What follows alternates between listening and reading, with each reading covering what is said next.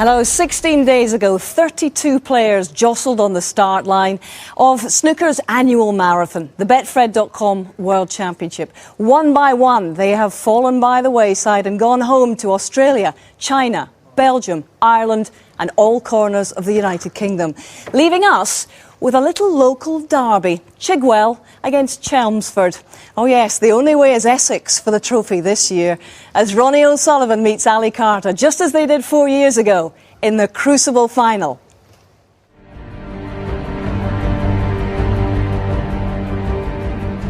There's been times in the tournament where I felt really good, you know, and I thought, you know what, this is, if I could bottle this feeling and take it out every time, you know, I'd play towards 300. I've been up for the battle these last 2 weeks, and I'll be up for the battle over the next 2 days. Absolute different proposition now. I think Ali's going to be fancying the job. Ronnie's a runaway train, isn't he? I've got to get out of the blocks, there's no doubt about it. It would mean everything. I'm going to be gutted if it doesn't go well for me. Huge. It'd be massive, you know. I've managed to win 3, but 4 would be fantastic. 2's great, 3's brilliant, 4's fantastic.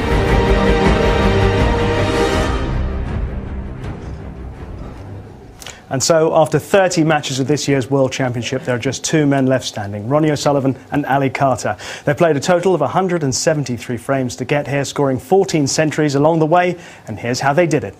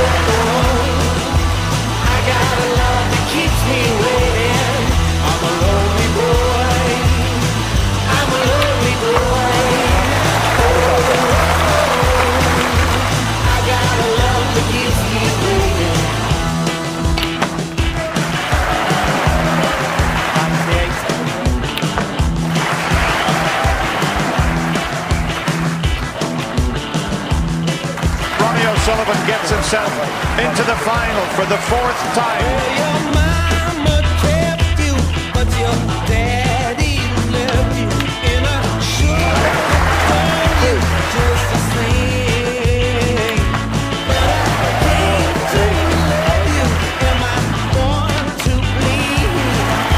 Ali Carter gets a standing ovation and he's through to the final.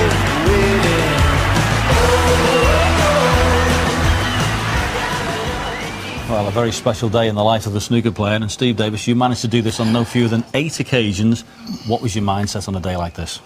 Well, I think in a way, business as usual. You may find there's a bit more of a buzz around the arena. You may sense that your friends and family are a bit more excited than they were. But when you get out there, certainly, it's like another day in the office, and you will guaranteed being played for the last week every day. So you get out on that table and it's just continuation of what you've been doing. Now you've got to have a sneaky peek at the trophy, come on. Yeah, you might spot the trophies there, and you might have a little quick look of it out your eye, and obviously there's going to be a photograph usually with it as well. Yeah. I didn't particularly like to be anywhere near that to touch it. You know, it's not yours until you actually deserve it. But both the players will be aware of getting off to a good start. I think it's perhaps the only important thing. That's the same in every match. OK, Steve, thanks very much. Well, someone's going to get their hands on the trophy. Let's find out who it is. Rob, they're all yours. Thanks, John. Good afternoon, ladies and gentlemen. This is it. It's the big one. Welcome to the final of the Betfred.com World Snooker Championship.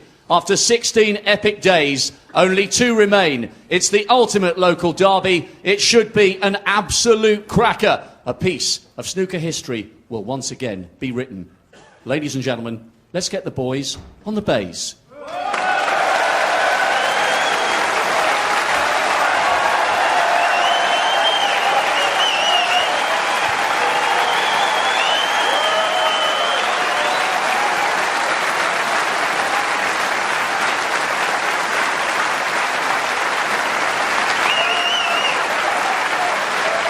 Please welcome this season's comeback king. From talk of retirement at Christmas to the sports showpiece showdown in May. What a story, what a player. He produced an amazing comeback against Judd Trump and won his semi in style. He's shown real fighting spirit this season on and off the table. This is his second World Championship final. He is flying high, he is the captain, he is Ali Carter!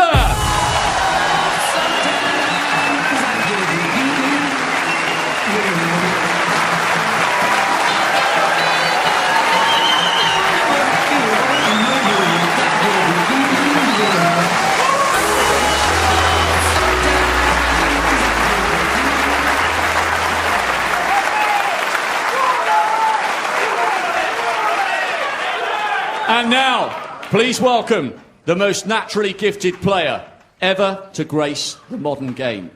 He has been inspired here this year, hitting 6 in a row against every player in every single round. When he hasn't been superb, he's been sublime. His legacy is already complete, but can he add one more crown to the collection, bidding for a 4th world title? He is so fast, blink and you'll miss him, the Rocket, Ronnie O'Sullivan!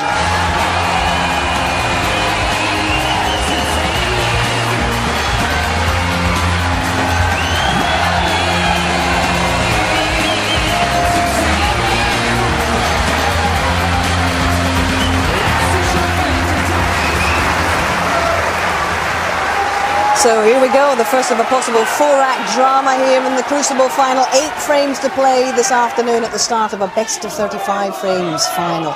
18, the magic winning number. Michaela Tabb taking charge of her second final here, and in charge for us in the commentary box, Stephen Hendry and John Virgo.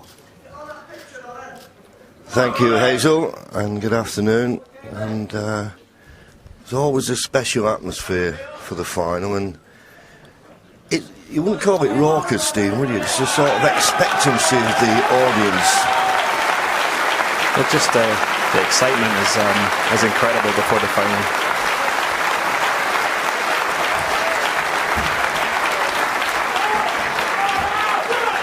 It's a strange feeling for the players as well, John, because it's the first session of like 2 days final. At this point, you feel you're a long way away from actually winning the thing. First frame, Ronnie O'Sullivan to break.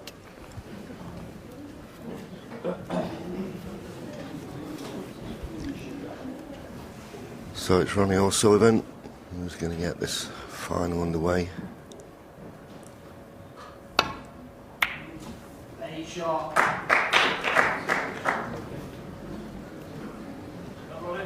Right, no shouting out now, please, thank you. Yes, Michaela brought into action early. It was only a break-off shot, wasn't worthy of a shout. So Michaela, she'll be feeling a little bit nervous, just got to concentrate, as of course both the players have.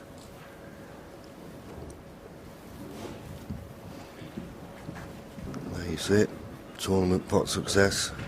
That's what you need to be the world champion. 93% Ronnie, 92% Ali Carter.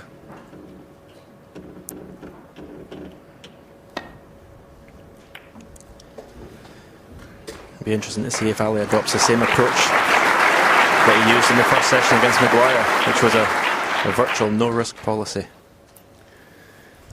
Yeah, I think he's dealing with a different kettle of fish here, though, isn't he? I think Stephen took the bait, if you like, Stephen Maguire early on, where I don't think Ronnie will. I think Ronnie has come here this week and has proved what a great all-round player he is, good safety, and we know what he's like at pelting and break building.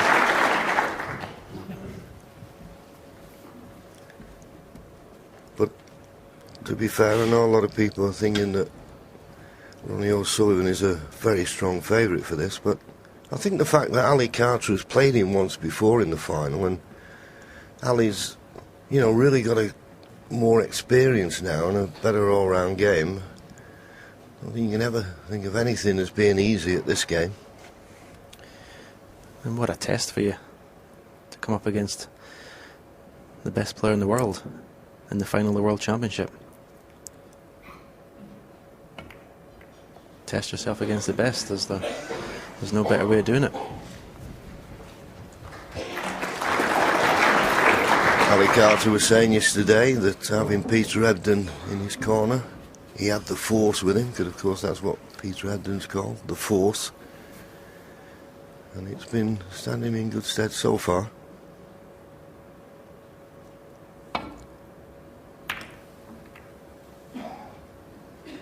Just a little bit thick on that safety, which is why he's not found the baulk cushion, more the baulk line.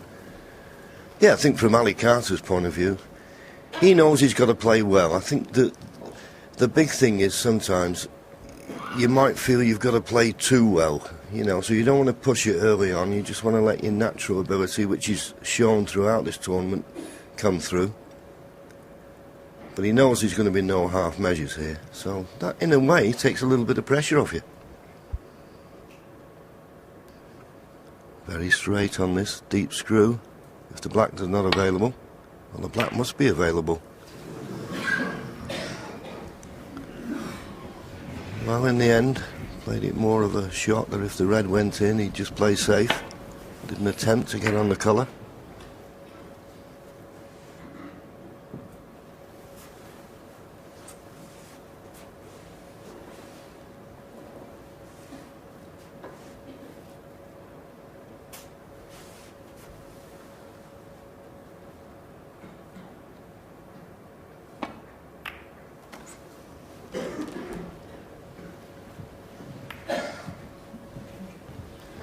Another poor safety, really, from Ronnie. So close to the reds, catch your baulk colour full in the face. Doesn't usually do that.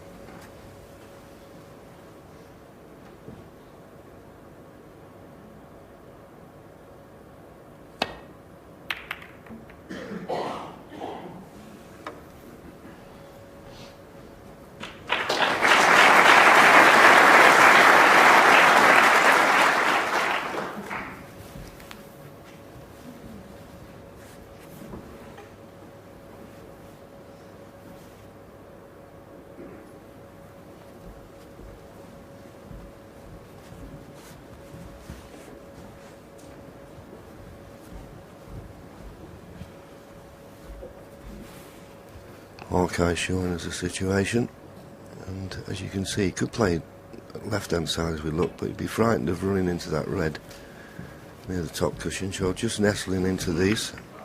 Well, it's okay, but that red just above the black may be possible.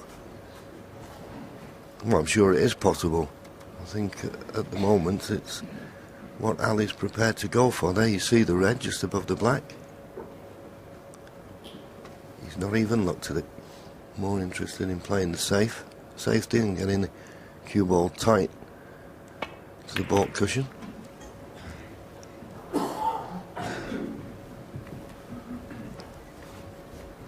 Best of 35.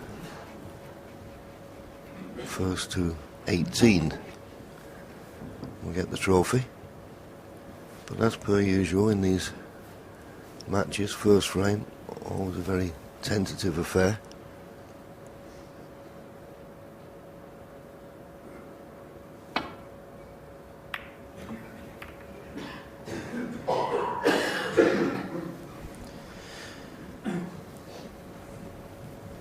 Whenever I played a player who I thought would play a little bit more negative than I did, my safety shots would always try and open the reds up as soon as possible.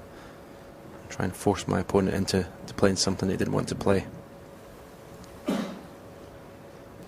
Well, the reds are reasonably spread at the moment. It's just that Ronnie has been unable to find the baulk cushion and put any pressure on Ali. Safety. And this is a good safety shot. Excellent length on the cue ball.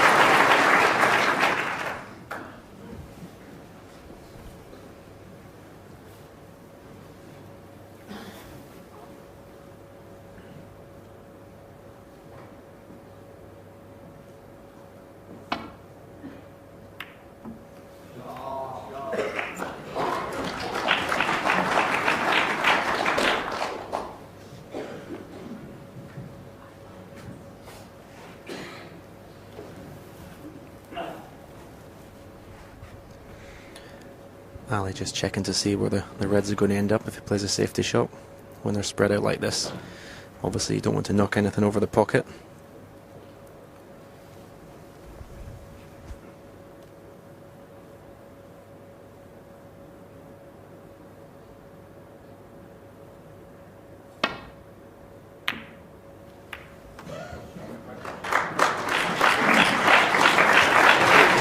Excellent safety shot by Ali Carter.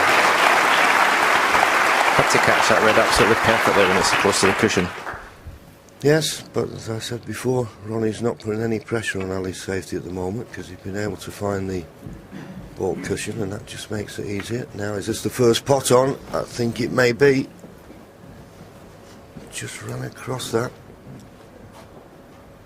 And there you go, we're coming up to 8 minutes in this first frame. Not a ball being potted yet. Is this going to be the first one?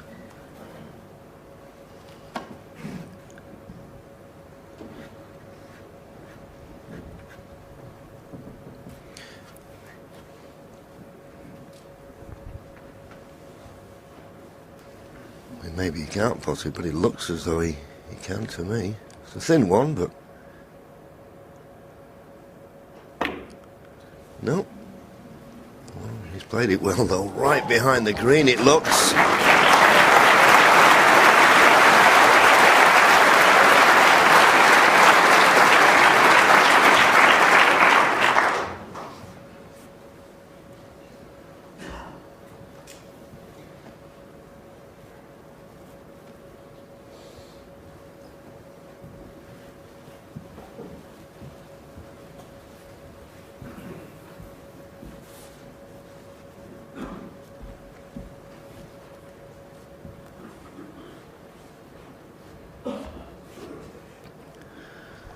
I'm just thinking if that's a possibility. The only thing is when you're trying these type of shots, the blue is such a big ball. Well, he's decided to come round the other side. He's not certain to get this safe.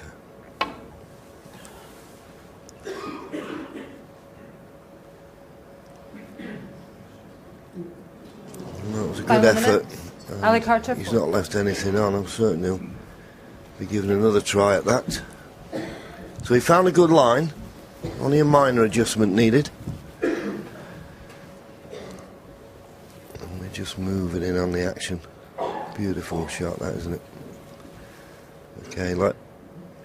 Just making certain the cue ball is exactly where it was. Ronnie's happy, Ali's happy. Just a minor adjustment. I think he's trying to nestle on the red that's just below the black. He's under hit this, has he? Or is he going to reach it? Yes, just got there. Good shot. Little tap on the table as Ali Carter came to start his visit. Once again, I don't think he's left anything, Ronnie, that would tempt Ali. He seems determined early on in this match to keep it very tight. So over 10 minutes. And still no one off the mark. Yeah, I wonder what the record is, John. A final where a first ball's been potted. That was a great touch by Ronnie, that shot.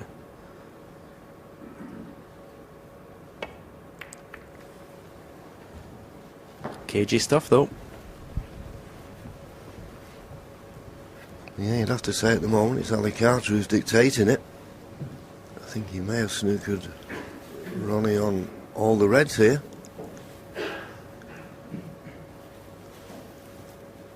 And this is the fascination of snooker, isn't it? We know how well Ronnie's been playing in this tournament, but if you've not got a pot to go for, doesn't matter how good you are, you just got to compete with the situations that's there. Just got to be careful he doesn't catch the blue here.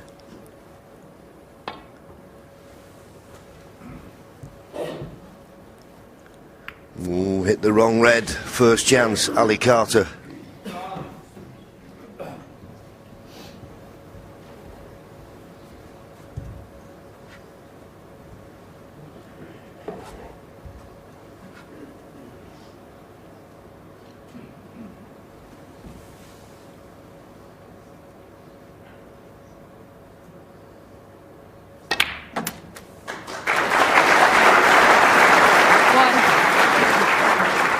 we're off the mark.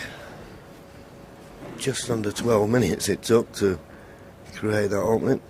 There was Ronnie, he knew he'd hit the wrong red there.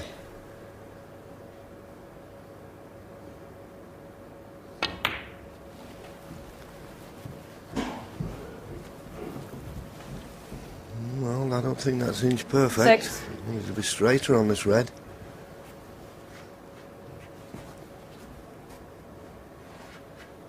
I think the black may be available into the right corner, but he couldn't play for it off this red. He's going back up for the blue, and he may kiss into another red. He's just got to be a bit careful. And now he managed to avoid them. 7. Did that really well. But at the moment, I don't think there's a red available into the right corner. It's perfect angle here to play a cannon and bring reds into play.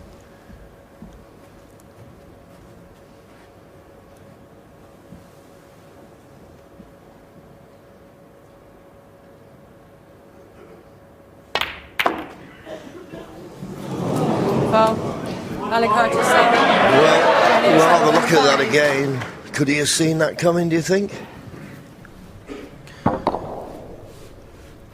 No. He could never have envisioned that happening.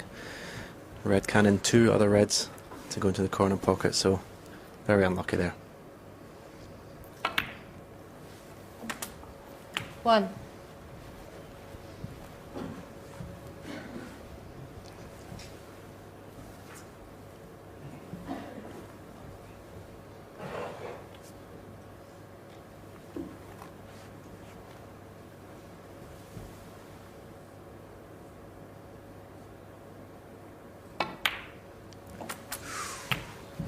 That used all the pocket to go in. 8.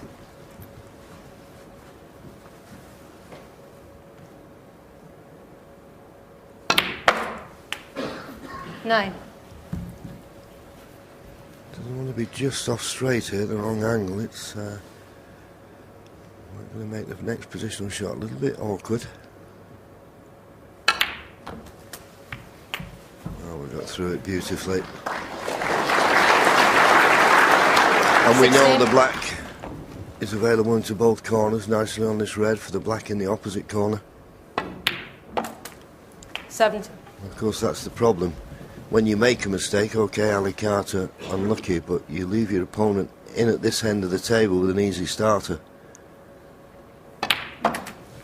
Could very well cost you the frame. 24.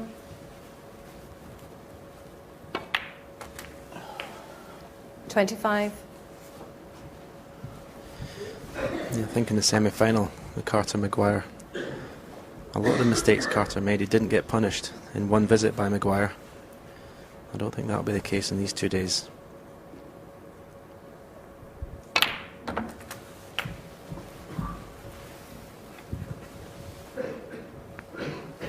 32.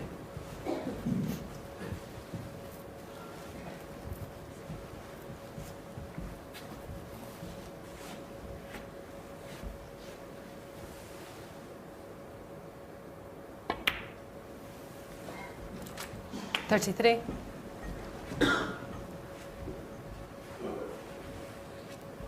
Just checking to see if this red passes a pink into the same pocket as the black. Just as easy to play for it in the right middle. He just wants to come high on the black. He doesn't want to come low. 40.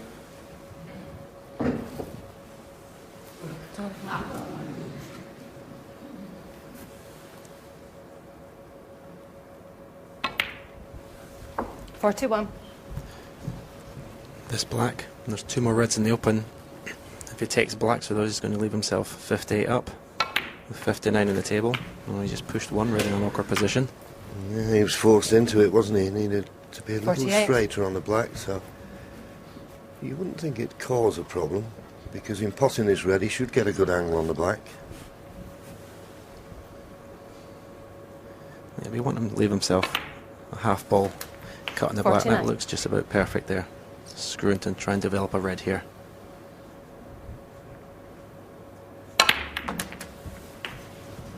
Just caught the red too full, wanted to catch that red half ball.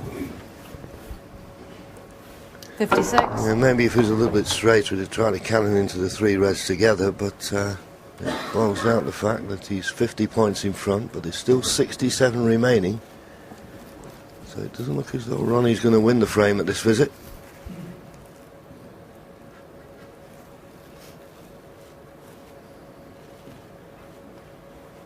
Well, is he considering taking this red on? I always think these reds along the top cushion. Now he's refusing it. If they're tight against the cushion, a lot easier, but once he get this first frame under his belt, and that's a nice little flick off the yellow.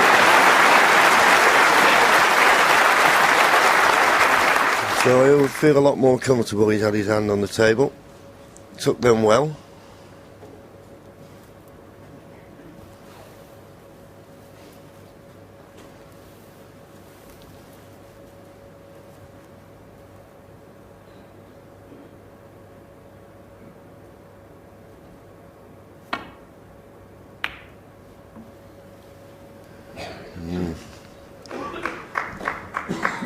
Well, he's got a good length with the cue ball,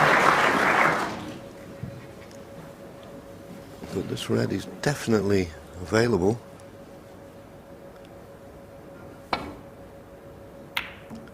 When you're playing them, you always err on the side of hitting them too thin.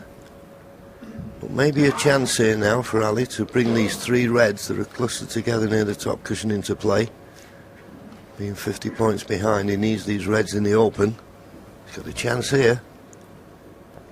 Doesn't want to catch these thick. Slightest bit too thick. And he won't be able to get the white back to balk. And just a little bit thick, but he's done well. He's done okay.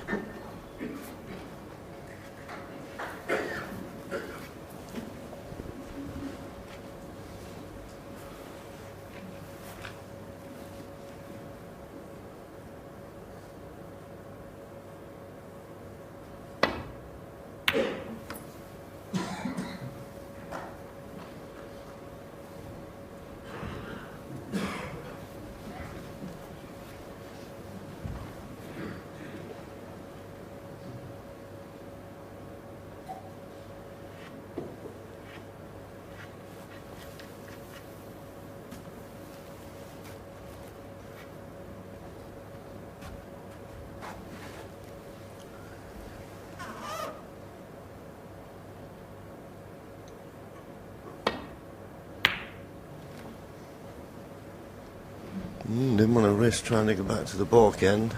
You can understand it in some ways because, of course, he's only going to make one more mistake and you would feel that would be the end of the frame. So trying to keep it tight, but didn't put any pressure on Ronnie's safety there whatsoever. Although Ronnie may not be too pleased with that. Pushed the red a little bit too far down the table. He's got a good cue ball, and as you can see, couldn't be much straighter. Not much angle to work with there. So this calls for good cueing.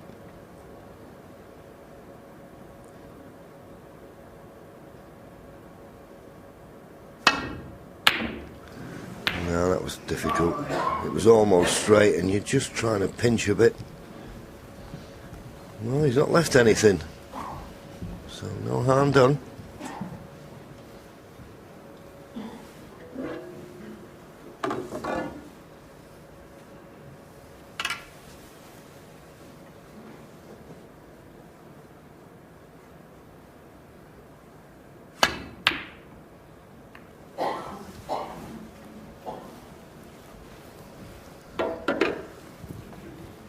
Another chance of a pot.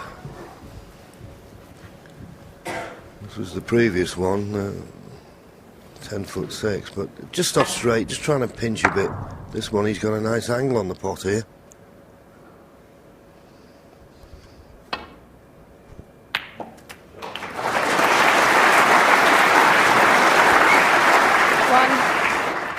Nice pot.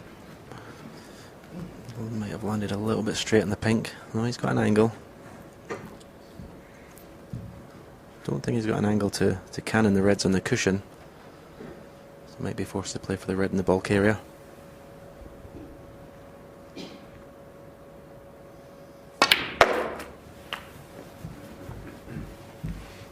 Well, screwing back like that, you think, well, is he going to play the double? But 7. no, I think it's just a safety because I don't think the double's on.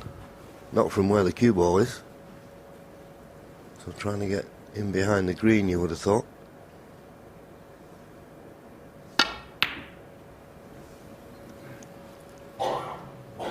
Ali Carter 7. And that's good enough. That's good enough.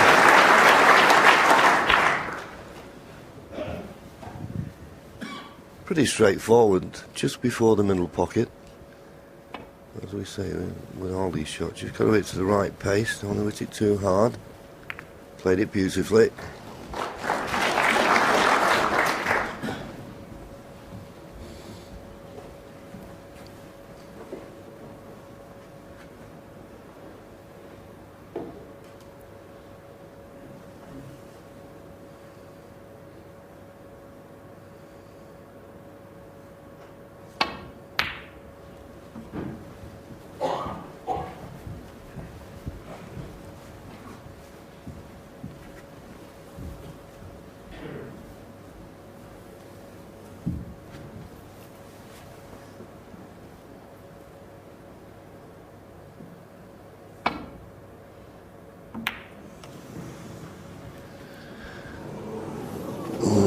Enough as well.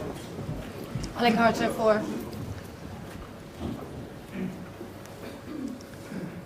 So Ali Carter puts the cue ball anywhere in the D. But of course his big problem, as we watch Ronnie here, played the thin cut and missed on the way up, caught it on the way back. Enough. Now, what sort of an angle has he left himself on the black? I think if you were trying to bring them into play, you'd try to get into the two reds that are closest together, but if he hasn't got that angle, he's certainly got the angle to it, the one immediately below the black.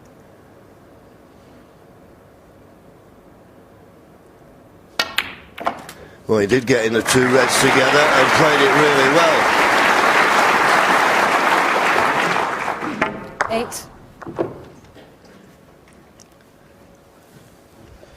8. Yeah, he struck that beautifully.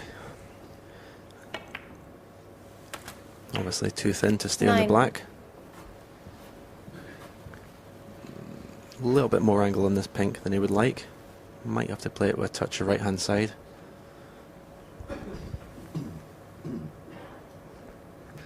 Yeah, he wouldn't mind just finding the gap of those two reds. Well, he didn't play with a lot of side, but he's just the pace of it well. As I say, these balls along the cushion, if the ball's tight on the cushion, they just seem to cling a lot better. Is there a gap? Just a gap.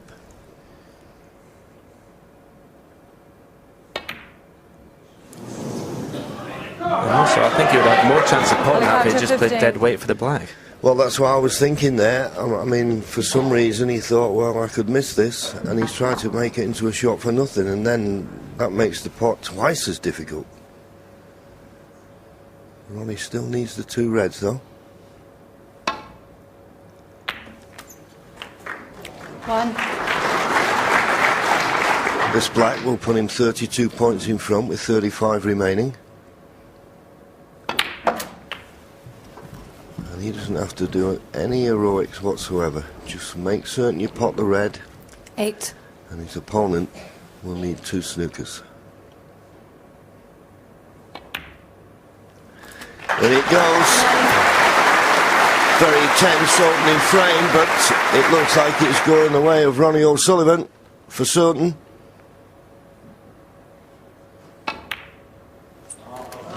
It certainly is now. 60.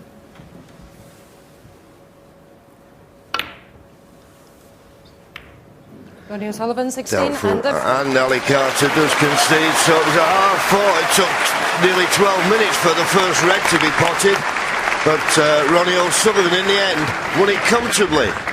1-0. So we're well underway, and so it would appear is the Rocket. Although there was a moment in that frame, and Ali Carter on the comeback, you thought he might have played that shot on the red a bit more slowly, Steve. Well, Stephen did as well in the commentary box and commit to it rather than play the sort of the home and away shot. He was hoping, obviously, that if he missed it, the red was going to wobble and get away from the jaws.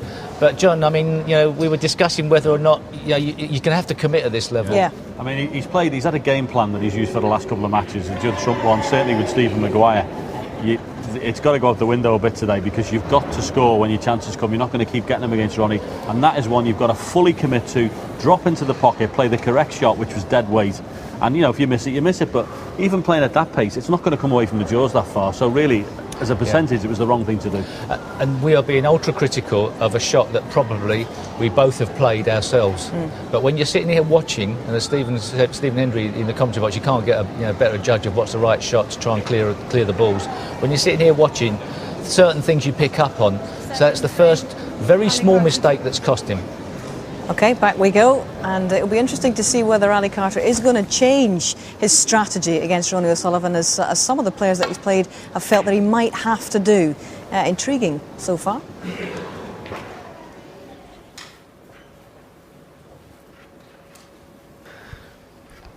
Yeah, very interesting to see how Ali Carter. But the only thing I would say, in his match against Stephen Maguire, when he started off with this sort of safety first tack, he did lose the first 2 frames. But it never altered his game plan. He stuck to it. No, I think if you've got 100% belief that what you're doing is right, then that's a good thing. But I just think Ronnie O'Sullivan's a different kettle of fish. I don't think you can wait for chances against Ronnie, because you're not going to get enough, especially over 35 frames.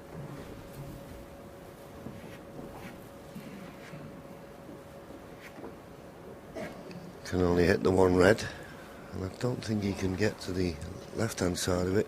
So he may be tempting, well, there you see, he'd be going for the pot here, I think, using his cue power to try and screw the cue ball back into baulk. Oh, and he got a double kiss, which put pace on the cue ball. Now, is he going to leave anything, or is he going to run safe? I think the latter's more likely.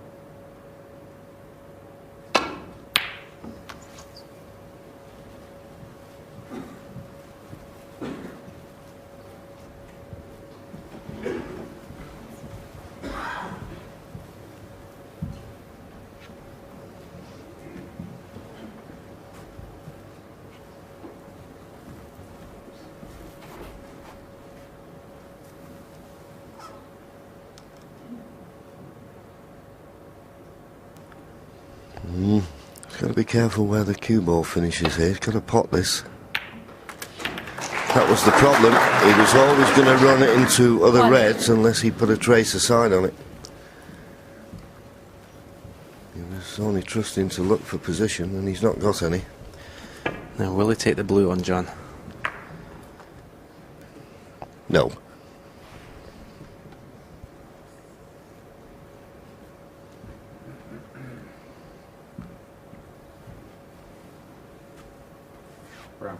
Brembo.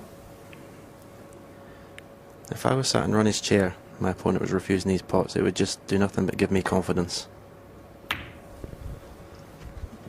Yeah, it'd certainly take a little bit of pressure off your safety, wouldn't you? You know, you're thinking, well, if I leave in anything half difficult, he's not going to go for. I mean, that first frame, Ronnie's safety play wasn't really up to scratch.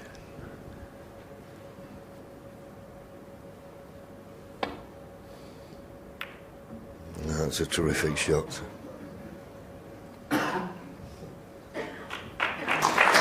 Tremendous safety.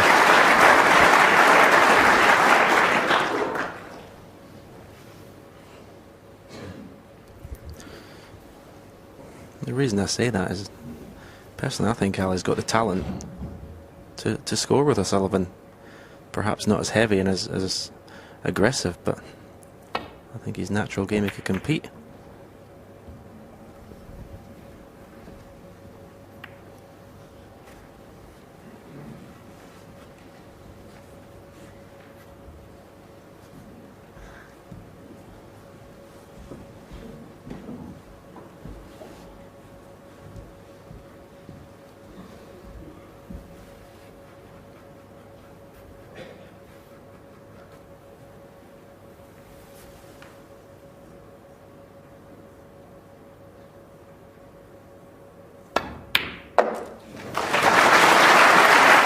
Terrific pot, needs to stay away from the side cushion, and just about has done.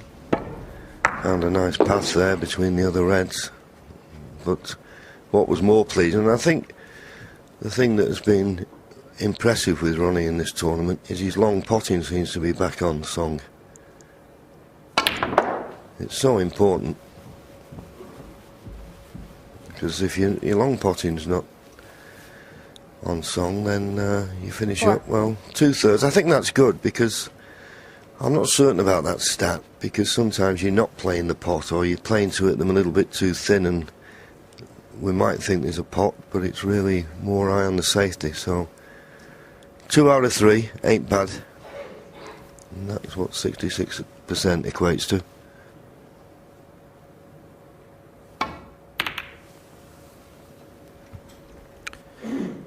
Ronnie O'Sullivan, 4. And what distance constitutes a long pot, John? Well, I don't know. I'll have to ask the stat man. Anything over 6 feet.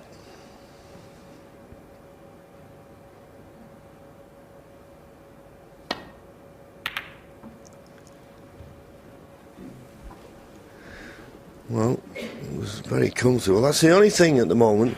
Ronnie just doesn't seem to be getting his safety play consistently to that vault cushion. And that's how you force mistakes from your opponent.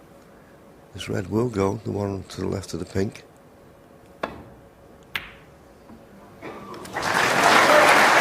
Needs a kiss on the green for position, and he got it.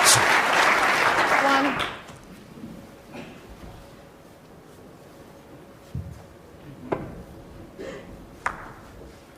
Nice angle in the green here. Stun off. Vault cushion, right hand side cushion for the red that's to the left of the pink.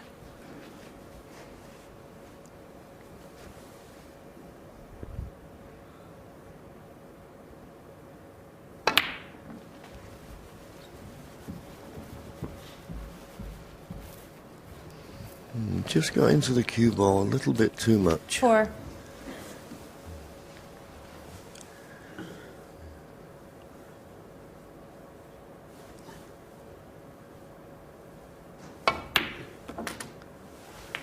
Five. Played that well. It was one of them you really needed to get through the cue ball there, and just his position perfectly on the pink. Not certain where the pink's going to go when it's respotted. You wouldn't want it on the black spot, because that would really tie it up. Oh no, I'd be happy with that. Nicely in the open. This is a good chance.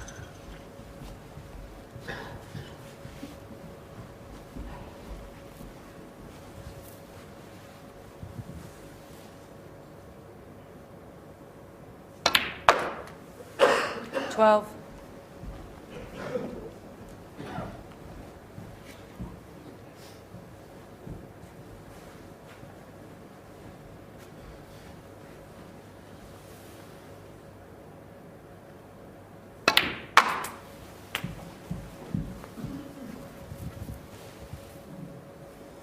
$80. 19.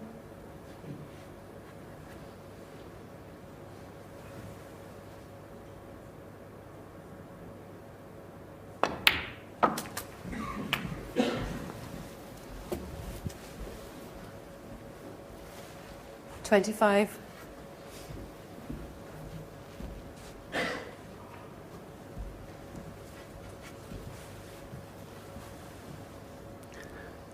see, just closing in, and he has a choice of reds. He'd like to play the one to the corner there, but he's now decided the one to the middle. Well, he's slightly hampered. Got to be accurate with this. And he was. 26.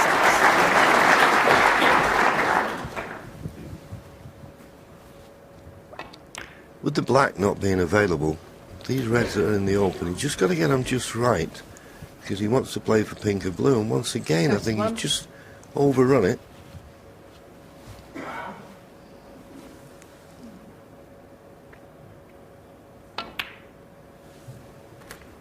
$32.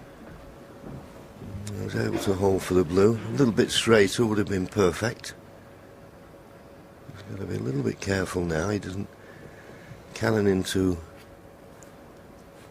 a red inadvertently, particularly those two near the top cushion on the right hand side of the table. Yeah, he might be forced to play some sort of cannon here. The red below the black, I think, pots to the left corner. But the problem, if he follows through off one cushion, he's going to be leave himself quite a distance from the reds.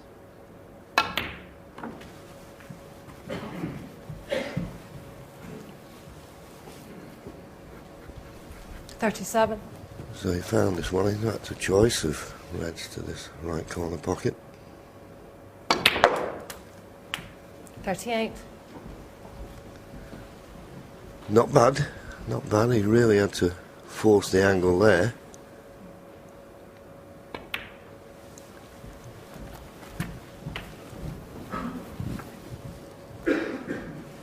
$44.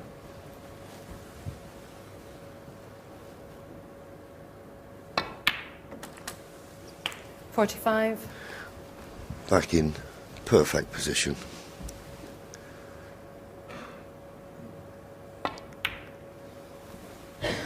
That puts Ronnie 54 points in front. 67 remaining, but as soon as he pots a red, what will be remaining will be 59, so that equates really to this red and a pink. We'll put him 61 points in front, 59 remaining, so Ali Carter stuck in his seat. Well, he was able to play for the black. Same equation. Pots the black, 62 points in front, 59 remaining. I think the other point now that we need to raise, Stephen, is Ali Carter's safety play 59. Good enough to keep Ronnie at bay? If you're going to play the tactical side. I think we've yet to find the player who can keep Ronnie out.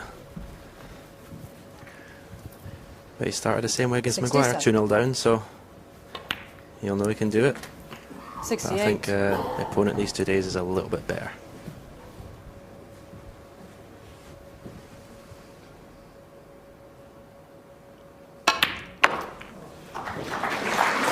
Needs to flick past that red, and he has done. Beautiful positional shot.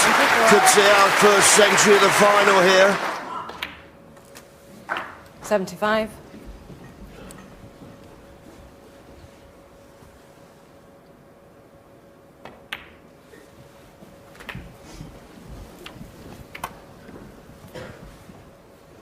$82.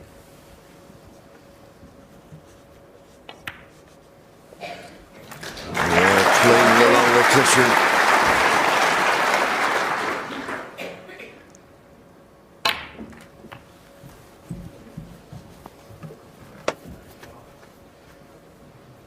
$90.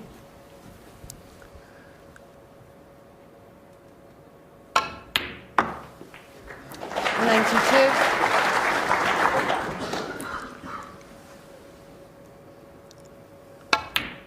Betfred are donating £95. £200 to Avon House Children's Hospice for every century that's made. That's the association's chosen charity. 99. This looks like another £200 in the bag. Well done, Ronnie. Great break. 68th of the tournament and Ronnie's 10th. 110. And it wasn't straightforward, but he made it look ever so easy. Ronnie O'Sullivan wins the second frame, 2-0. And there's confirmation of what John was saying. These are the century breaks in the last few championships since 2003. There we are, up at number 68 so far, only surpassed by 74 last year and 83.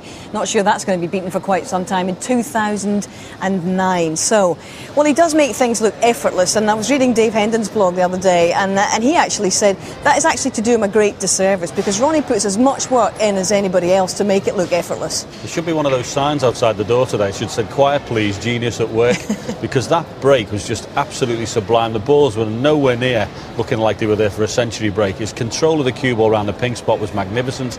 Moved all of them. Some of the stuns he played off the cushion to get back on the pink.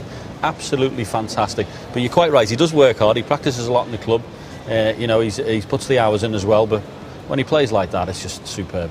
You know, when Ali Carter looks back on his record against Ronnie O'Sullivan, and in 11 occasions he's played Ronnie, he's never managed to beat him in a televised match. And I'll ask you the same question that John Virgo was asking. Is his safety game strong enough to hold him at bay in a match like this? Well, is he mentally strong enough to turn around those 11 defeats? Because after a while you would realise that you were being outplayed in all departments, not just the safety department. He's 2-0 behind.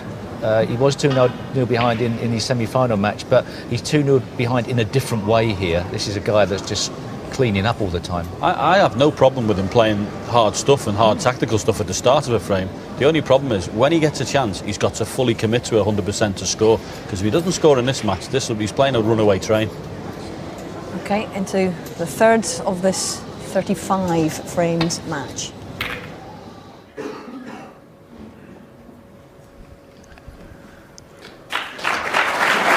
Good safety with a tap on the table from Ronnie in appreciation.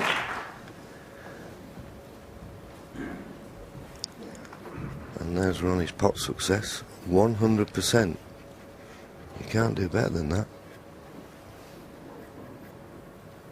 77% Ali, but he's not had that many chances to...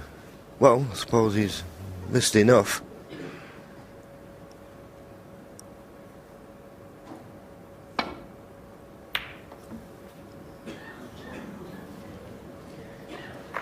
So these reds are very nicely spread as Ronnie plays a perfect safety shot. To get back to the ball, there may be a possibility of a pot on. Are they just looking at those two reds? I don't think they're a plant, because I don't think the second one passes the black. No, it doesn't, but he can play safe off the red. That's the most important thing. Just got to catch it the right thickness, though. Don't let this too thin.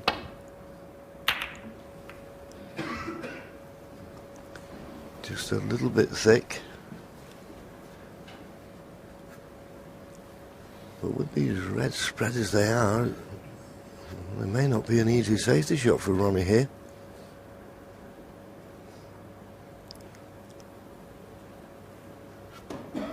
Sometimes, though, that can be a dangerous thing, can't it? If you leave a player like Ronnie with no safety, all of a sudden he can knock one in from nowhere.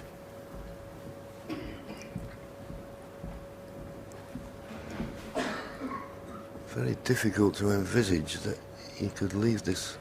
Well, he can't leave the cue ball near the top cushion and get it safe. There we are. That's the one thing about the Crucible, no matter where you're sitting, you've got a great view of the action. So he's trying to find that path he found before. He did well to find it before. Do well to find it again.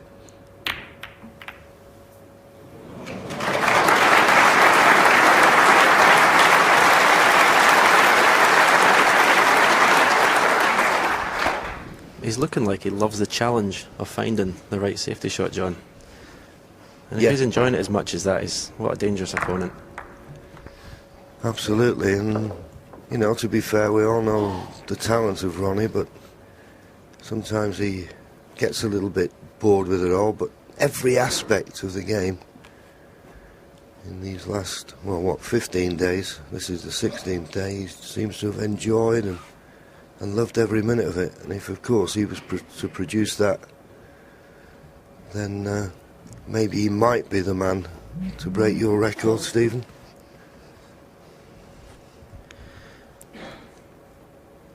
I think he's got every chance.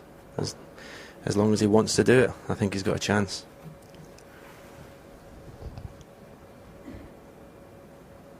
And that's the question, is he?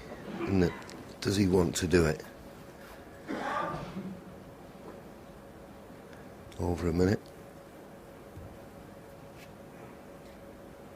Well, he's got a choice of a couple of reds to pot, but he's just rolling this in, it appears to me. Just hoping it goes in, and then he'll play the safety, because he was never going to be on a column. But I suppose, in a way, that was as good as he could do, because if he'd have played one of the outside reds, 9'10", that goes down as a long pot. But if he'd have played one of those other outside reds, he was kissing into the black, it was fraught with danger. And the way these reds are spread, you feel one mistake, let somebody in, could be end of frame. Imperative here, he finds the baulk cushion. Not so important to snooker Ronnie buying a baulk colour, but to get the white as tight as you can to that baulk cushion. Green ball.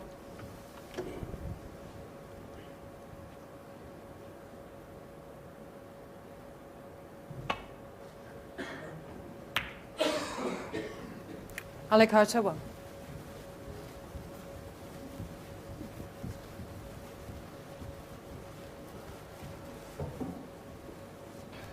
Peter Ebdon looking on. It's a long match, and as I say, he would have told Ali not to get concerned. You know what you're going to get from Ronnie. Sparkling play. Just play your way into the match. Possibly that was the advice.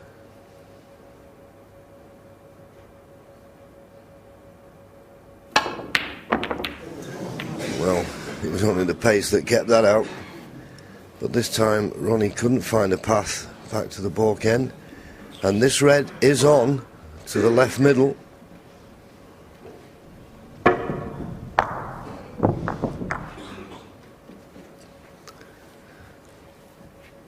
I think with this shot, you just got to concentrate on the pot. Because you're being so close to the cushion, you can't manoeuvre the cue ball. No, absolutely. It's hard to see from here if he's got a natural angle to miss the cannon on other reds. But as you say, just concentrate on making the red.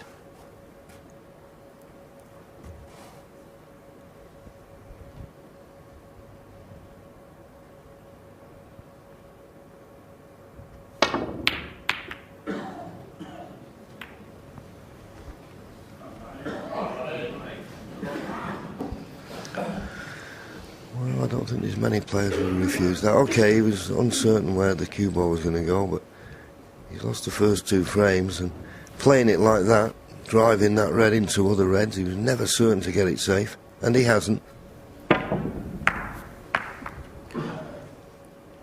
Yeah, I can only assume he was cannoning other reds and he was going to get no position from potting it. Well, Ronnie trying to squeeze that in. Now there's a chance for Ali here.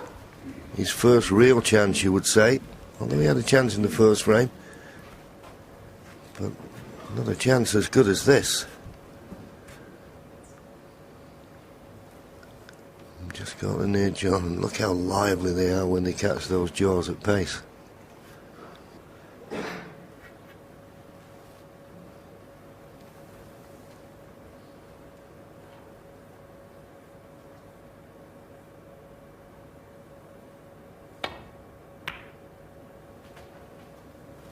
One. It was a nice shot, controlled it well.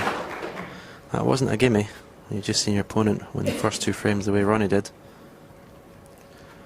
One good positional shot here, I feel. You play for an area somewhere in between the blue and pink to have a choice of reds.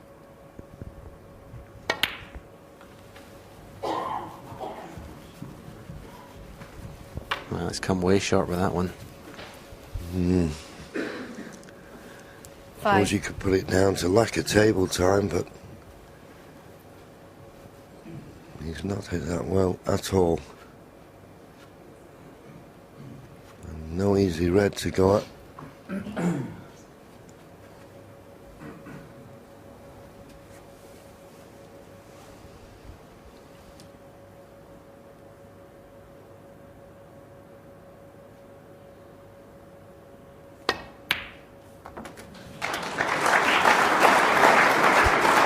Well, good recovery. He could have done with a little bump, but hang on. Has he finished perfect on the green? He'll settle for that. Yeah, it was a nice pot. Found the path back up to the bulk area, and looks to be dead straight on the screen. There's a nice angle just to drop on the reds here.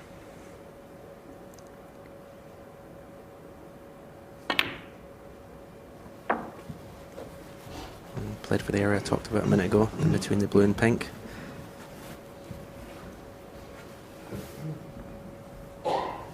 Nine.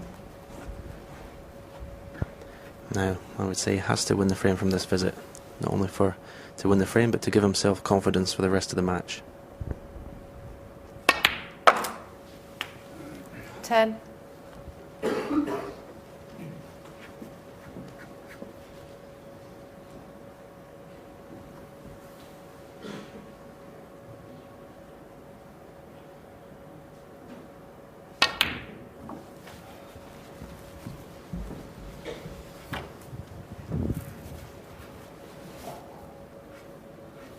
Fourteen.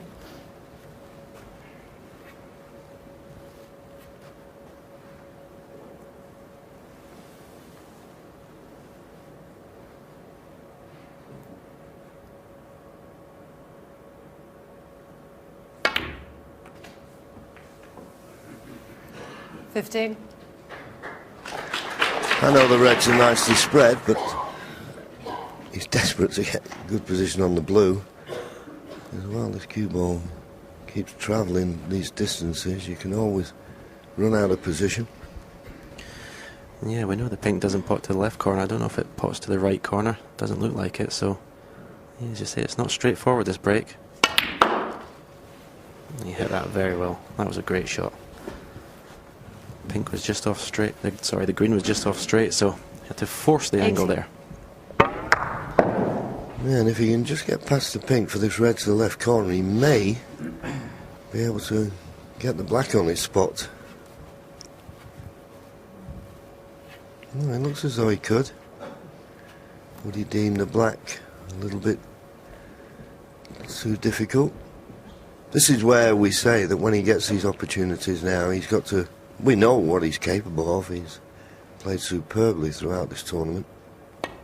He's playing the right shot. He's playing for the black. 19. It's all about sending a message to your opponent, John, isn't it? If he makes a mistake, you're going to win the frame one visit as well.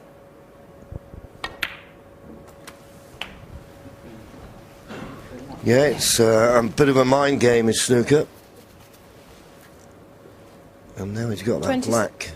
And it looks as though it's available into both corners. What a chance this is to get his first frame on the scoreboard.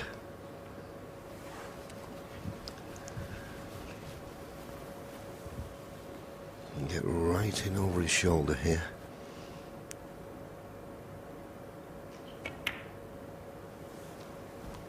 $27.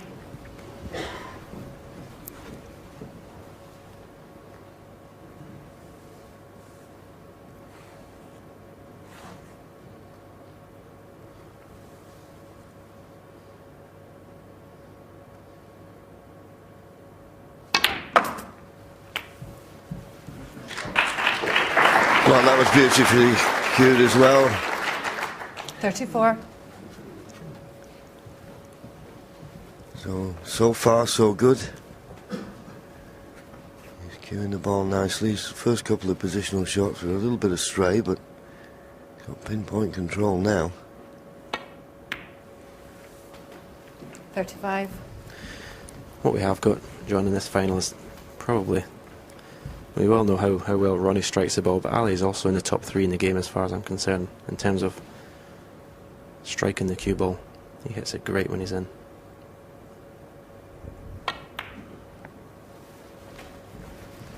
Yeah, and I think that's the only concern we were expressing. 40. Will he give his ability a chance to shine through? You know, he can be a little bit tentative. 41. But certainly, he's got all the ability in the world, and when he gets opportunities, he's proving here. He can clear them up just as well as Ronnie. Maybe not in the same style, the same panache, but that's the same in any sport, isn't it? Well, nobody 47. does.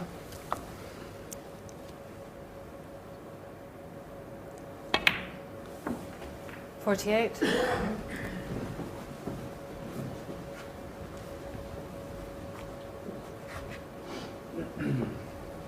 Not certain about the availability of the two reds that are just to the right of the black. He's just having a look now if you can. Certainly the left-hand one won't go, but if the right-hand one does, then obviously if he pots the right-hand one, it releases the left-hand one.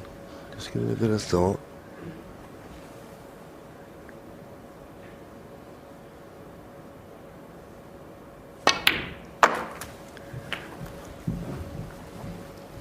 $55 points to lead. 67 remaining. 54. So just another red and a pink would put him 62 points in front with just 59 left. And after the first couple of positional shots, he's looked very confident, hasn't he? He's looked at one with himself, which is a good thing.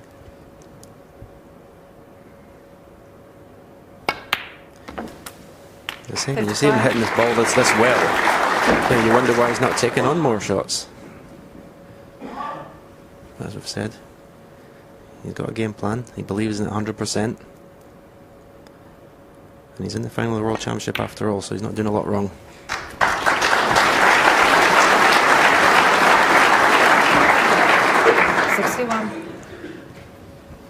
Applause, because that's the snooker's required stage. And if he pots this red, Ronnie won't be coming back to the table. Ronnie made a break of 117 in the last frame, the 68th of the tournament. Possibility here, we could see the 69th. Back-to-back centuries. And he's perfect on the red closest to the cushion. This is the one he wanted to pot first.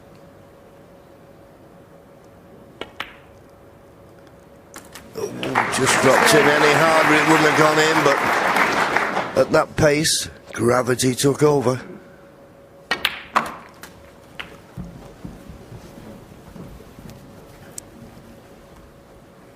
$75. 76.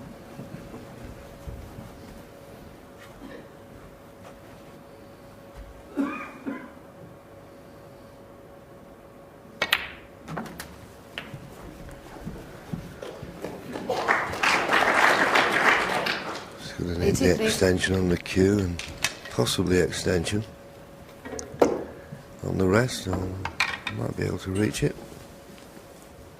Just got to be careful with that yellow under his arm.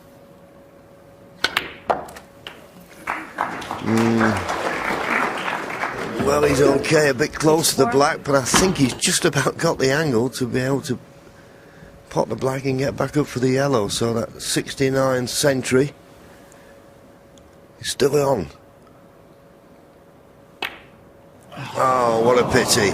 What a pity. Well, we say you never settle until you get your first frame on the scoreboard. Halfway through that break, Ali Carter looked very settled against his first frame. He still trails 2-1, but that was a lot better. Oh, a huge sigh of relief, I'm sure, in the Carter camp. And I think probably that demonstrates what we've seen from Ali all championship long, and that strength of character out there. Yes, he's been fighting, and in the early part of that break he was struggling a lot. He was under-hitting some of the positional shots. He was woefully out of position on one and had to dig out a really good red that was missable. Obviously he would have fancied getting it. No guarantee of where the ball was going, but as was mentioned I think by Stephen in commentary, he's got to show and give a message to Ronnie O'Sullivan he's able to do some damage out there, and And he went on to make a fantastic break. It really was. Yeah, but as you say, it is about mind games early in a final, and he has sent a message to Ronnie there. Well, he's shown him that, you know, if he gets punched, he's going to punch him back, which is exactly what you've got to do. All the safety play and tactical nous in the world doesn't put any points on the board. You've got to score when your chance comes, and that's what he's done. It is very interesting in the early stages of this final where all of these mind games come into it, clearly before someone establishes a bit of a run of form here.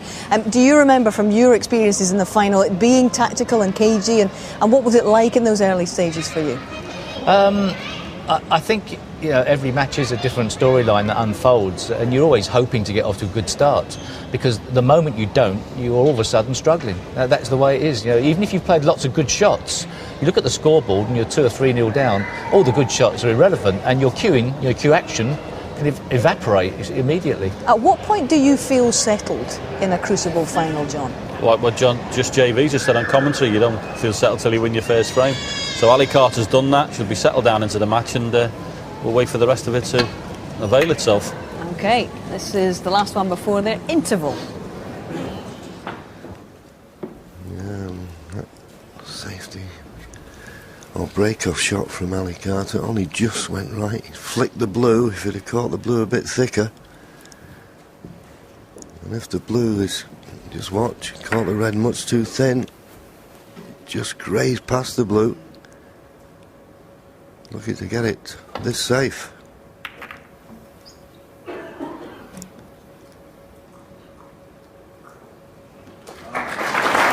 once again, I always remember, you know, when I was just started playing the game, I remember talking to, there was a great amateur in our area, Austin Whiteside, and he judged his game. I know it was a different game then, not the high scoring. He judged it by, he thought a good frame for him is if he never caught a bottle colour on his safety.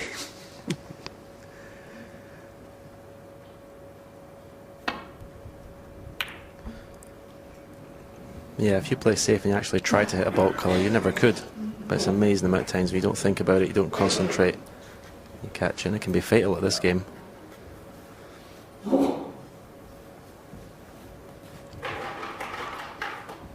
As you say, John, they never move.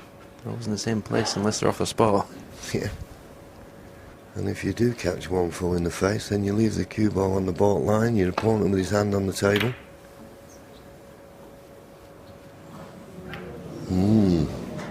Well, that's amazing, isn't it? He hit it much too thick. At the moment, Ronnie's safety play is not as good as, well, it has been during the tournament. Not on first impressions. And okay, he caught the blue, but he was never going to get past the baulk line, the pace of that.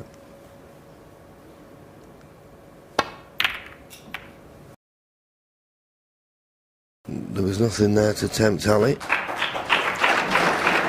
He's determined to keep it tight. Got a tiger by the tail. He's not going to give him any free rein here.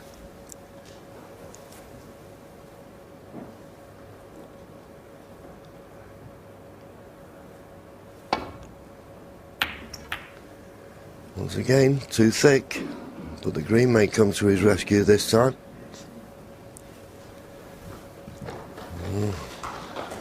He may not be snookered on all reds, Ali, but I don't think there's a path back to baulk at first glance. So that puts him in a little bit of trouble. Tapping the table, said good shot. I don't think he really means that, because Ronnie was playing to get that cue ball to the baulk cushion. Hit it too thick. Well, this is the two cushion escape, and I'll tell you what, he's played a few of these in this tournament and played him inch perfect. How about this one? Inch perfect. Hook for the kiss on the brown. Well played. Yeah, I was going to say, when you play that shot, normally you deliberately miss it thin if you're going to miss it, just to judge the angle. Obviously too thick would be fatal, but as you say, judged it perfect on the first attempt.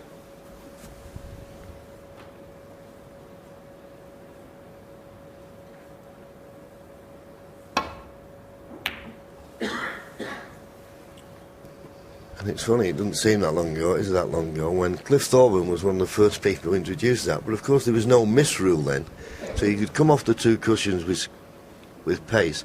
Missed the ball by a couple of inches. The referee wouldn't call miss, so it was as good as any safety shot.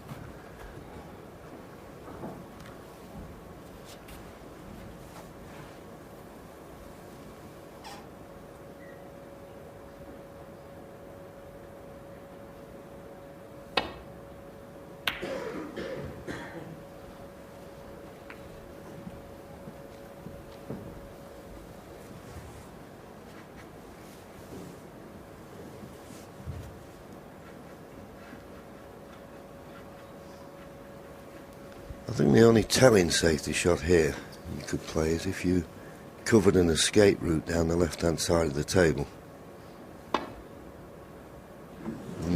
Gotta hit the red first. 5 on a miss. Ali Carter, 4.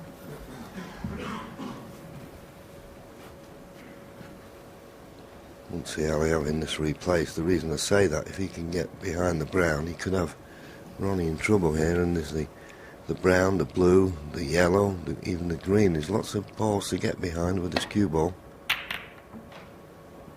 He's trying for behind the brown. It looks like a lovely line, and it's not a bad length. It's not a bad length.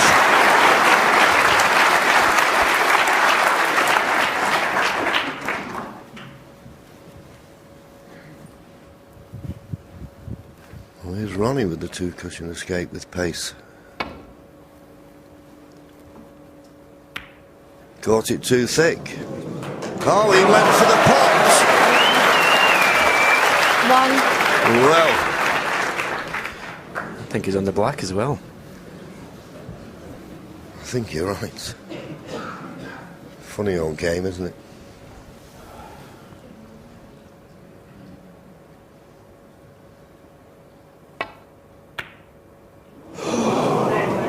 Well. Ronnie O'Sullivan, 1. That's a surprise. Playing that with left-hand side. Just pushed the white in to miss it thick. I think he's been fortunate. Yep, it doesn't appear to have left anything.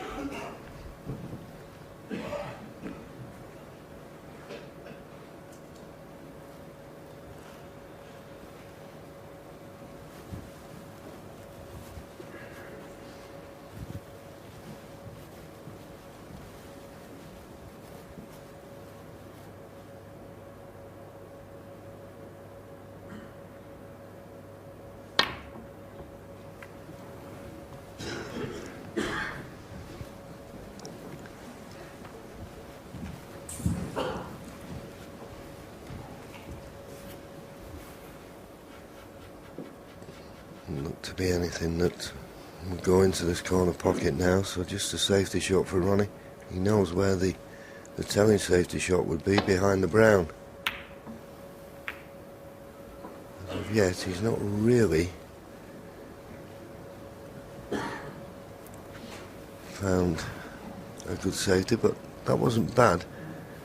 Now, can Ali get through to the red? Well, he's looking to see if he comes off the side cushion. Just at first glance, it doesn't look on. I'm just wondering if the red to the left of the one over the pocket, he could play one onto the other. Can he get to the side cushion and pot this red? I'm not sure, but if he plays it, he thinks he can. And he'd be a better judge than us. Well, he's trying to swerve to get deeper into the cushion. This is dangerous. It was a good effort, not a bad result. Yeah, it's a great shot to swerve the cue ball to sort of straighten the line up. Incredible, he could hit that red and not pot it.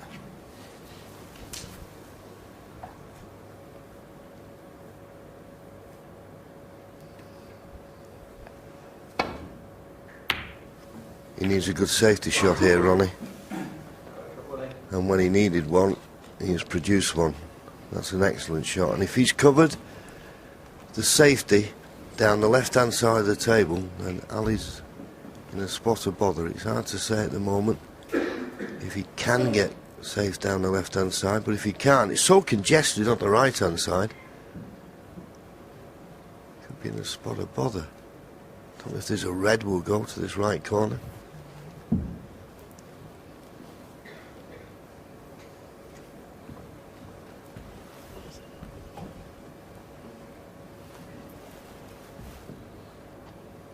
That's the one when he swerved it and he got through the gap. Well, as you say, so close to the pot. This time he's just trying to nestle on the red near the pocket, containing safety. No return to baulk was on. It's okay, but there may be a red to the left middle. Now, I'm not saying it's easy by any means. There you see it. Tight on the cushion, but he would be going up to the baulk end and may consider the only red he could leave is the one he's playing.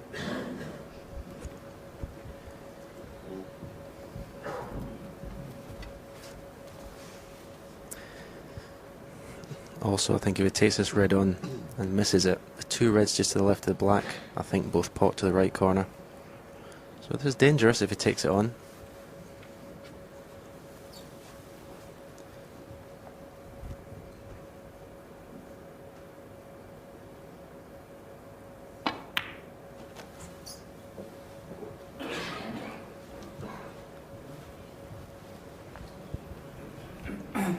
It's a good white, but Ali's got quite a simple safety shot. The red on the left cushion, double it across, white up and down the table. Yeah, it was a good line from Ronnie. He was just 4 inches short. If it had been tight behind the yellow, obviously Ali would have been in all kinds of trouble. So I'm going to take a little bit of time to resolve this, because even if someone did get in with a chance, pink and black more or less unavailable, it's going to be a tough one to make a sizable contribution.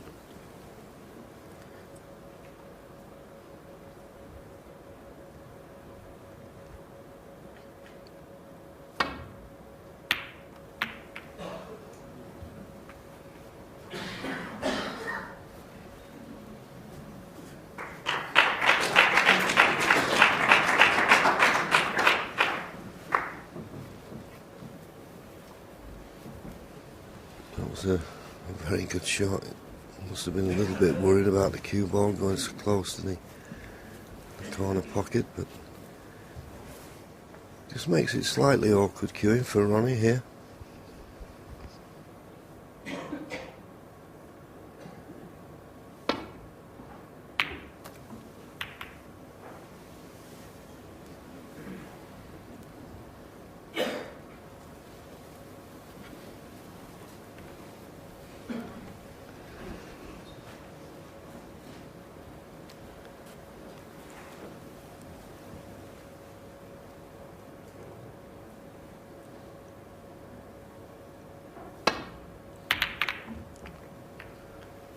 A bit pacey.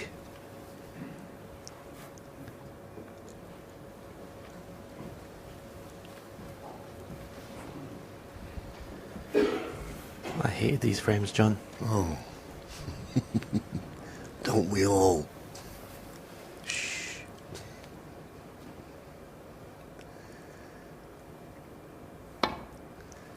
No, I think no player enjoys these frames. At the end of the day, as I say, it's getting to the stage now that even if you did pot a ball, there's not much to get. Ronnie just having a smile. I mean, it's not a sort of re-rack frame, but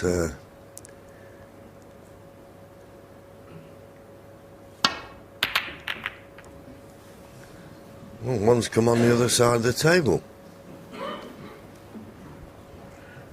Oh, and he's left one.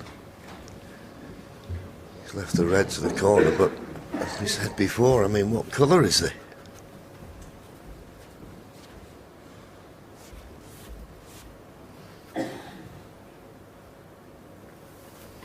Certain when potting it, he's going to run into the red.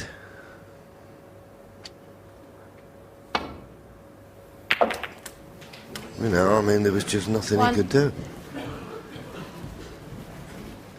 Anyway, at least we saw a red potted.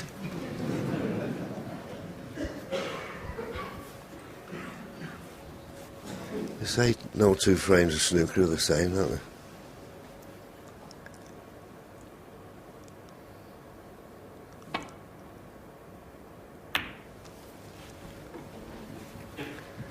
Ronnie O'Sullivan won. Ronnie playing the blue and bringing the blue into the middle of the table. That will help if he gets another pot. But the one he had to play in the corner was just a case of potting it and playing safe.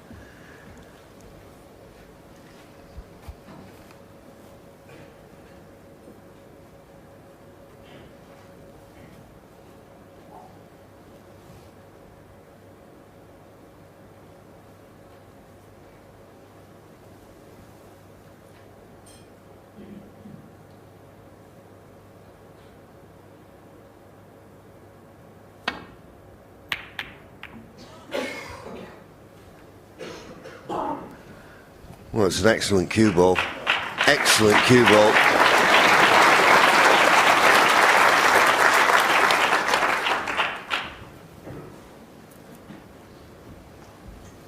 Good shot needed here now to get that cue ball back to the baulk cushion. It's not straightforward, it's got to be struck very precisely.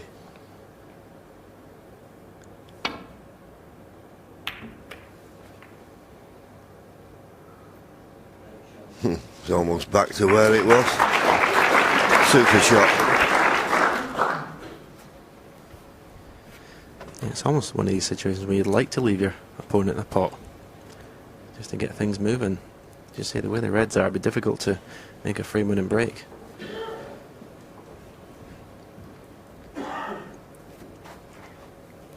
Well, there's a plant there, you see, and there's two reds that are just offset. I think he's thinking one of them might go in the corner, but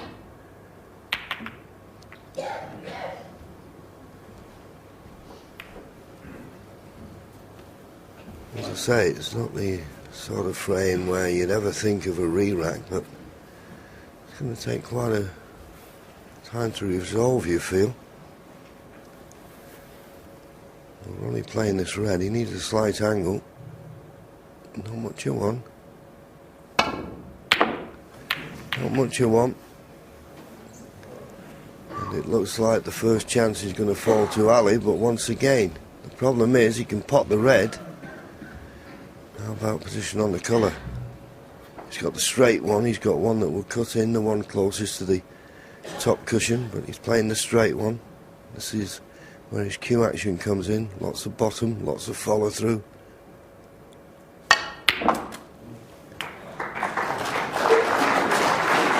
One. And struck it beautifully. Needs a slight angle on the blue. I think he may have one. Just so he can get closer to these reds.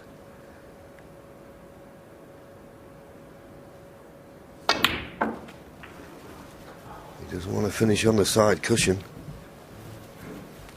Ooh, that's the last place he wanted to finish. 6. It's going to be hard to pot this red now and get position on the colour. 7. Just settle for the 1 point.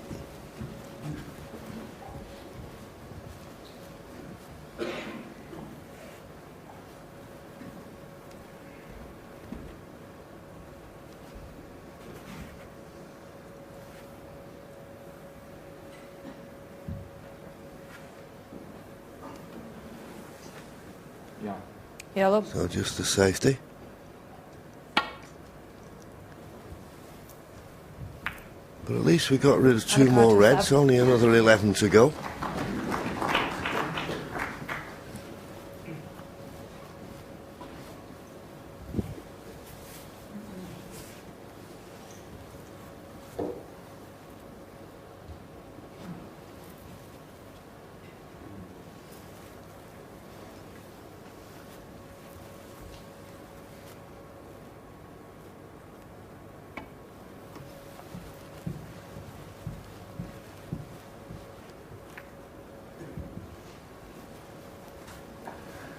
Couldn't get back to the baulk end, but just played it containing.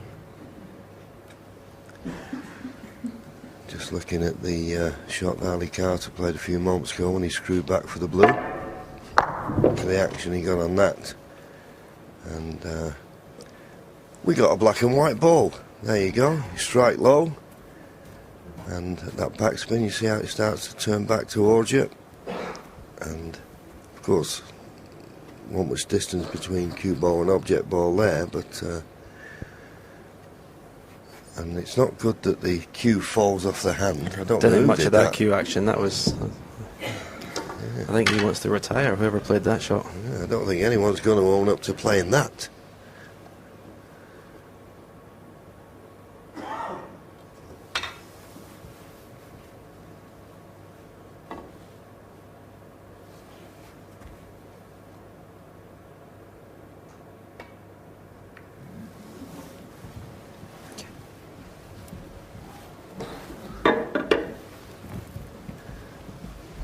Couldn't get a path back to balk, so this tactical battle continues. We're just coming up to 20 minutes for this frame, and in all honesty, no end in sight, but it is a very important frame.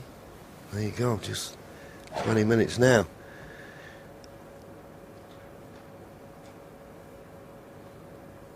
In the context of it, it's whether they go into the first mid-session interval with Ronnie having a 2-frame lead or all square. Yes, the second and third frame are both won in one visit. But whoever wins this frame will still get a frame on the board at the end of the day. So these frames are very important.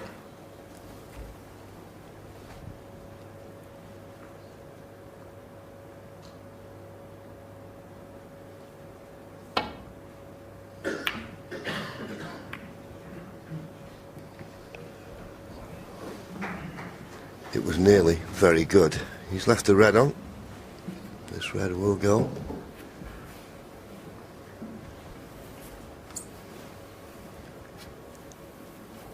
Ronnie will know the importance. This is half a chance here.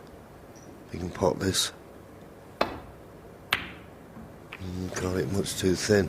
And the reason I say it was half a chance, because we're now in a situation, if you could get a good angle on the blue, you could really drive the cue ball into these reds and try and release as many as possible.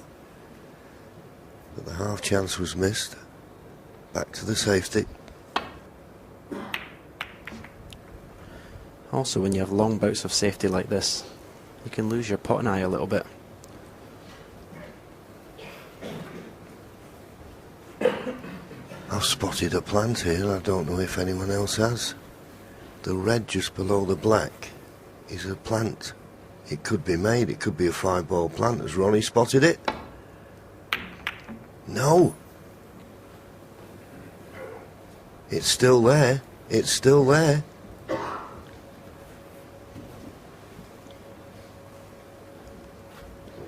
Well, was it just knocked off slightly?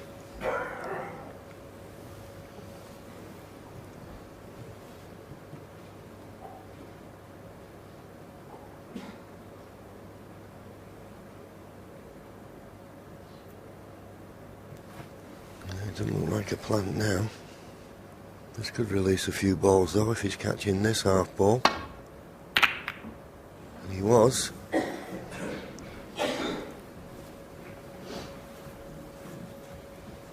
Chance of a pot for Ronnie here. Thin cut to the right corner.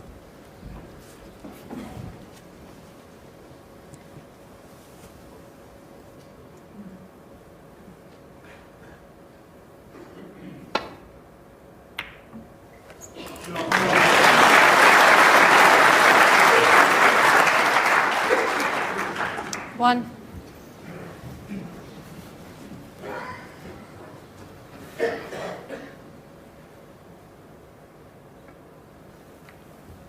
Ronnie O'Sullivan, 1. A little bit careless. He's let Ali get to these reds. Okay, he can't do much with him, and he might be a little bit wary that he could leave something on, but a snooker would give him more of a problem, you would have thought.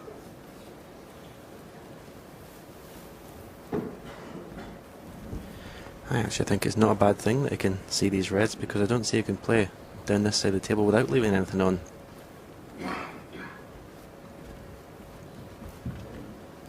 Yeah, fair point, Stephen. don't know whether that's what Ronnie intended, but it might have turned out a good shot.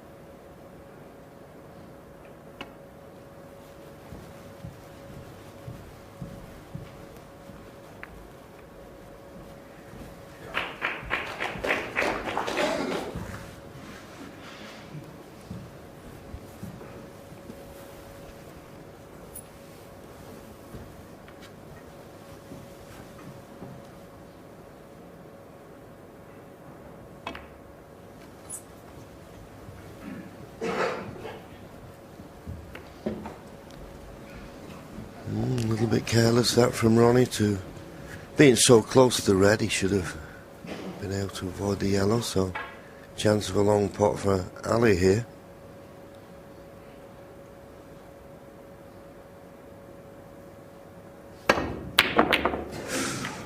Well, when you miss it like that, very unlikely you're going to get away with it, and he hasn't.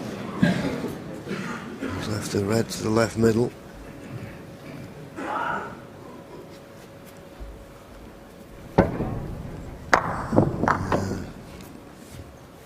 That red running loose. Yeah, I might look to people at home that hit that very hard, but a lot of players are more comfortable playing those long shots, stunning them off 2 cushions rather than dropping them in off 1. When you miss them, it always looks like you've hit the ball harder than you did. Well, is Ronnie looking to pot this green and screw down and try and release some of these reds near the black? No. Why would he? There is a possibility you could get position on the black here, and this is why he's thought about playing for the red that's just to the left of the black. But he's just not perfect yet. But that will be in his mind, that red just to the left of the black. If he could pot that and play a little cannon on the red just above it, then he'd be on the black and black in play. Then we could consider a frame-winning contribution. This could be the shot.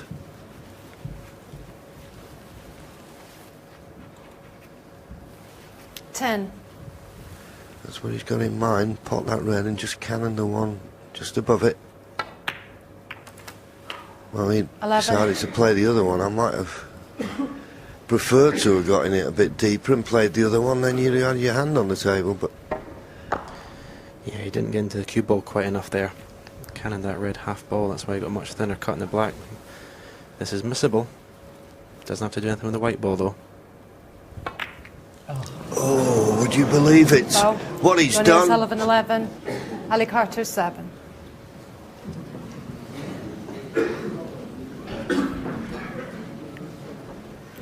I think the black was actually going, but he's cannoned the other red. The black's going in. Yeah, and when he cannoned the other red, that is sort of a plant that pushed the red on further and quicker than the black, and it nudged the black away and then ran in the pocket. To be fair, it was a poor positional shot on the black that caused the problem.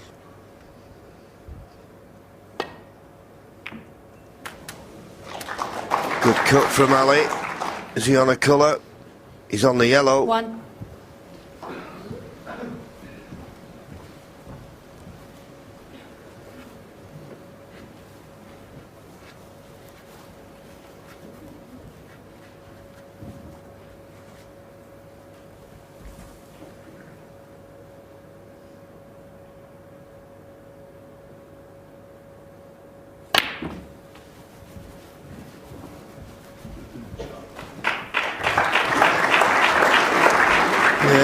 The yellow. He's not great on the red, but he only has to pot it. The black's going to be available.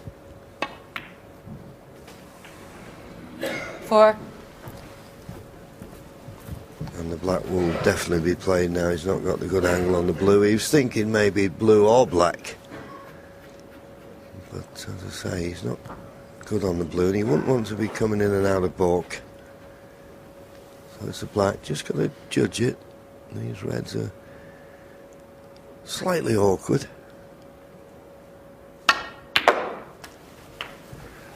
Well, I'd have preferred to have been a little bit closer to the red, for the red to the left middle.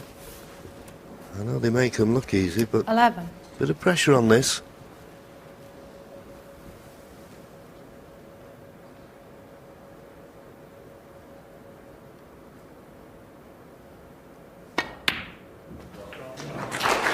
Well played though, right in the heart of the pocket.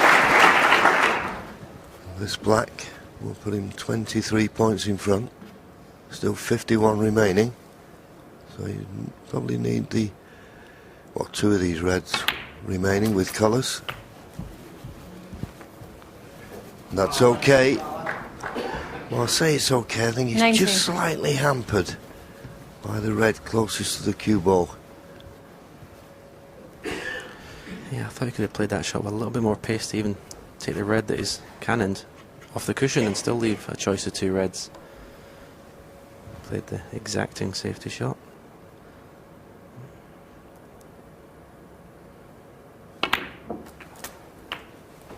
$20. Let's drop the black off. Black in the pocket here. 1 cushion. To leave the red in the right corner.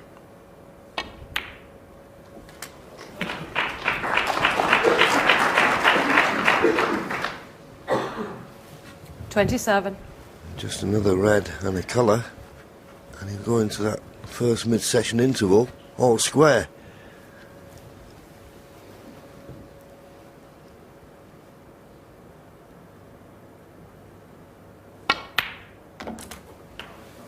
$28. And you could say long drawn out frame, but Ronnie had the best chance.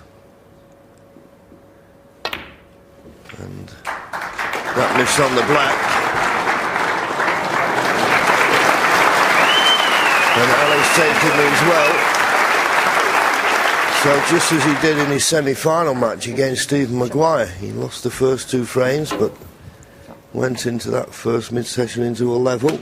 And if he pots this red, you feel that Ronnie will not come back to the table.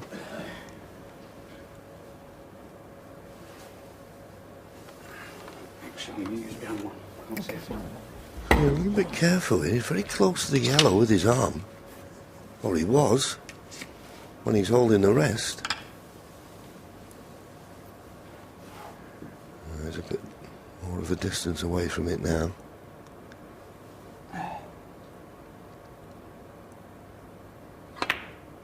No. So this frame is not over yet. Ronnie O'Sullivan comes to the table, just needing 1 snooker. It's not impossible. He was never comfortable with this, was he, Ali? Always overstretching, it appeared. Always overhit that. And in all honesty, it was saved by the yellow. Because if that red hadn't kissed the yellow, I think it may have been on for that far left corner. So there you see it, 37 ahead, Ali Carter, 35 remaining. Just 1 snooker required, and if of course Ronnie gets a chance, he'd pot the red and the black. Didn't have that opportunity after his last visit. And where the brown is, he'll be wanting this to, well, he'll be disappointed with that. Didn't want to leave this red on easy. I was just going to say, because where that brown is, you pot this red, pot the black, pot the yellow, and then off the green, play a snooker behind the brown. 1. So although he needs a snooker, Ronnie O'Sullivan, he's not long odds to win this. As I say, pot the yellow and get the snooker from the green.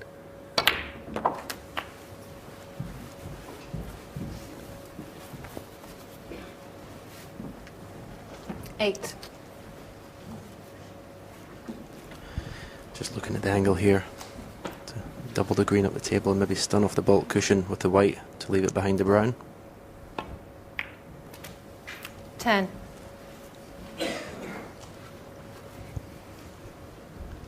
Looks about perfect.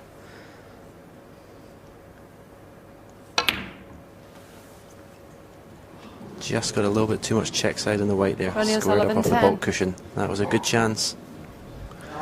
Yeah, and you wonder whether you'll get a better one than that. I'm very surprised you didn't get the snooker there.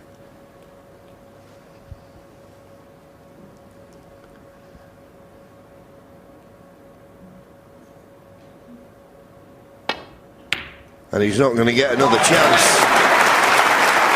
Well, he'll be slightly relieved there, will Ali Carter.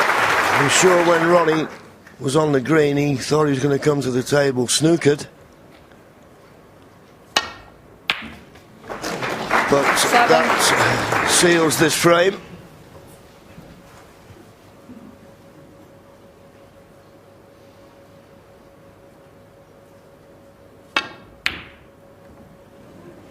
Doesn't matter about the blue. Ronnie O'Sullivan had a chance, didn't get the snooker.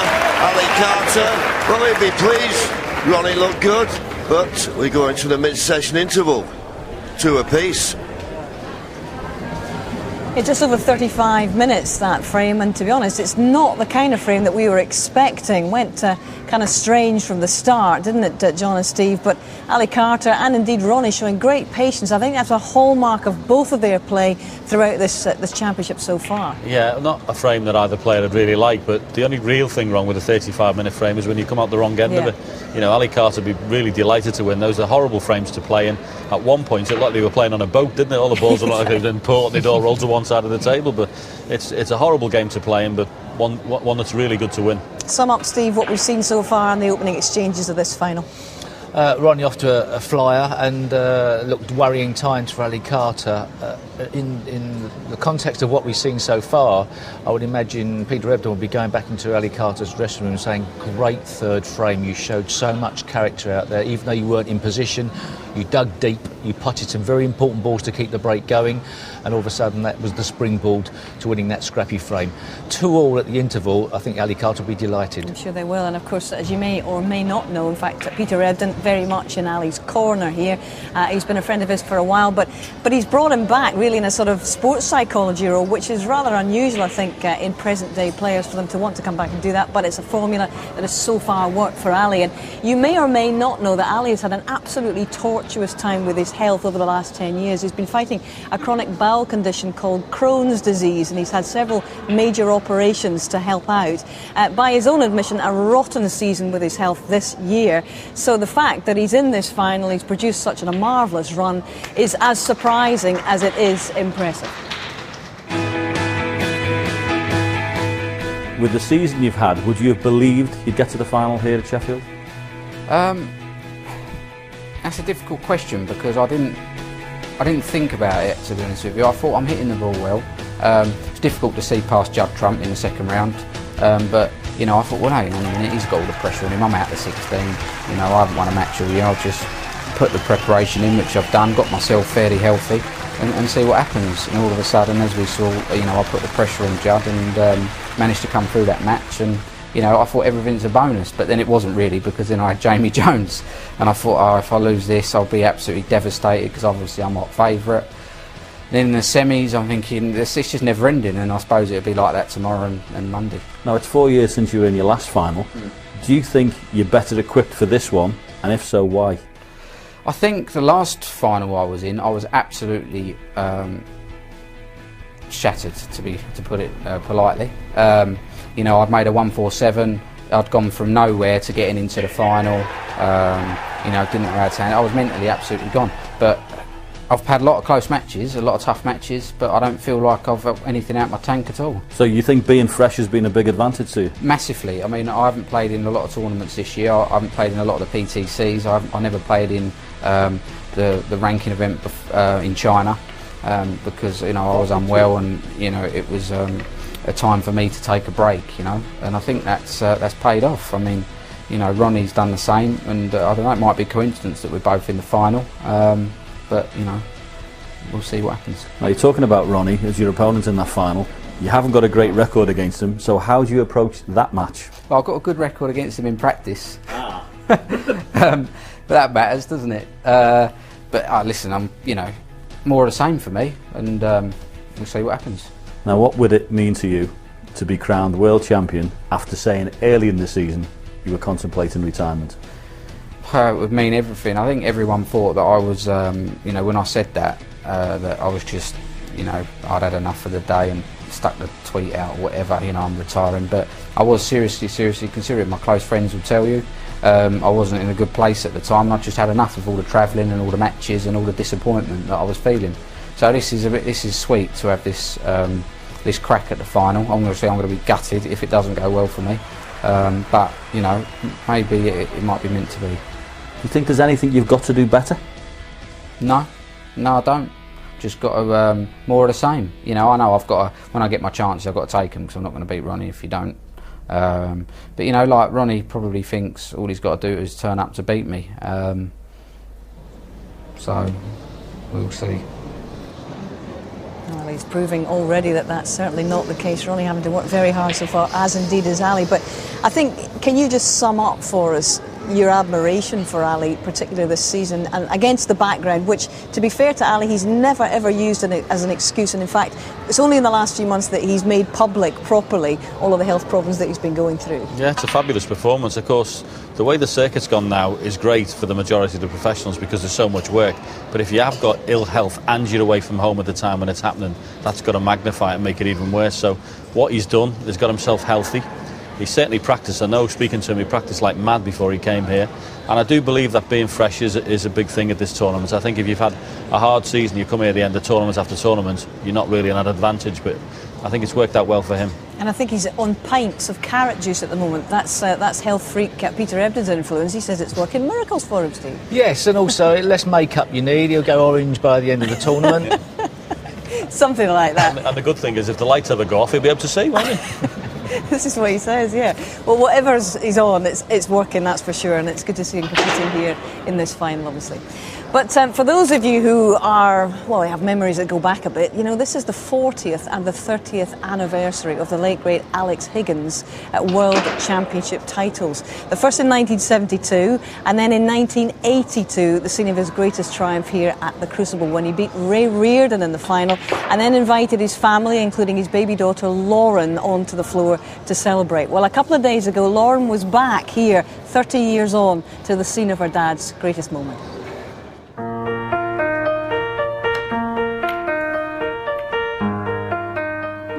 Sit and have a conversation about it. I think he liked it when people used to talk about it himself, but there was no shortage of that. Everybody wanted to talk about it. I think it was a moment that he was, immensely proud of. I think it showed a different side to him as well. The 33-year-old Irishman making hay while the sun shines. It was a great achievement, and I'm sure he was very proud of himself too. So when everything was as bright as the bluest sky, he looked so happy and elated at winning. And then when I see your face, it takes me away to that special place. But if I stare too long, I probably break down and cry.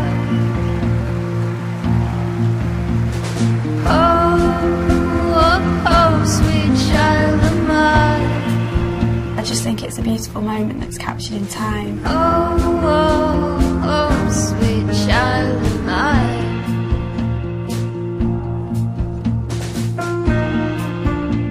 As soon as people find out who my dad is, they immediately say, were you the tiny baby? And when you're young and you're growing up, and going through your difficult teenage years, you're just really embarrassed. But now it's something to be proud of, and I'm so glad that, I shared that moment with him, and like I say, it always can be remembered. So, lucky.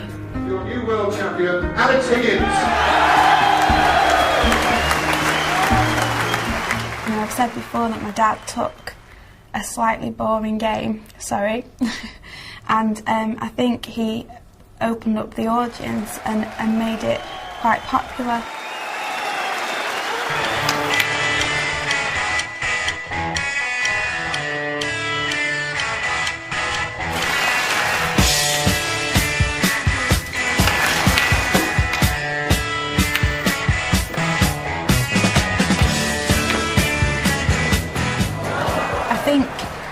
had an amazing talent. I do think he was a genius. I know it's a strong word, but I genuinely do think that. I think he had something that set him apart from everybody else. He was exciting, he liked to please the crowd. You know, some of his shots would be like trick shots and like he was doing an exhibition. Swerve around the green, onto the top cushion, onto the right. Oh no, he's taking it full. Because the people were important to him, you know, you don't get the title the People's Champion for no reason. When I was younger, he was very, very recognisable. He was really quite famous.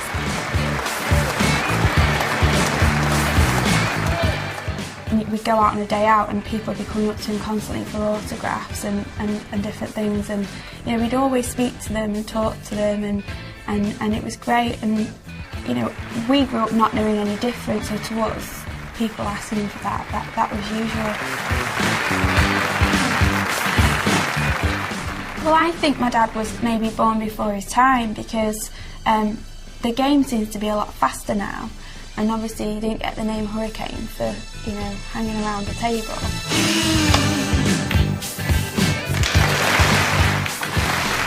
I think sometimes other players tried to slow him down to try and get him out of sync of what he was doing as a tactic, but I think he would have suited the play today.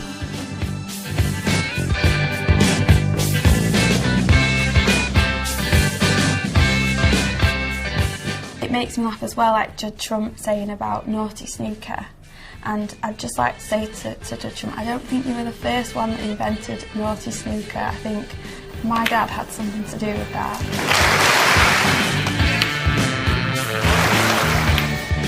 It's definitely moved in modern times, you know, with snooker players tweeting and different things like that, which, you know, it would make me laugh to think of my dad tweeting. I think we'd have to censor him. In a way, I don't think I could cope with my dad playing today, because I think he'd be shouting at the screen, or he'd have to lock the dressing room door so I couldn't come out because it's so stressful. To me, it was just dad. It was normal. It's all I'd ever known. You know, to me, that's all he was, just dad to me. So it's hard to explain, because obviously there was times when it was difficult, but yeah, it's just, to me, it was just dad. It wasn't as nice in his later years, when obviously his health declined, and you know, I think sometimes the press painted him out to be kind of a bad person and focused on negatives. But looking back now, I like to focus on the positives and what he achieved, and you know, I'm very proud of my dad. He's a character, and it's something to be proud of. I think that many snooker fans he'll always be remembered by them, and I think people will look back on YouTube and different things and see how he played, and you know, would just think he was amazing. So I think the best thing that he would like would be not to be forgotten.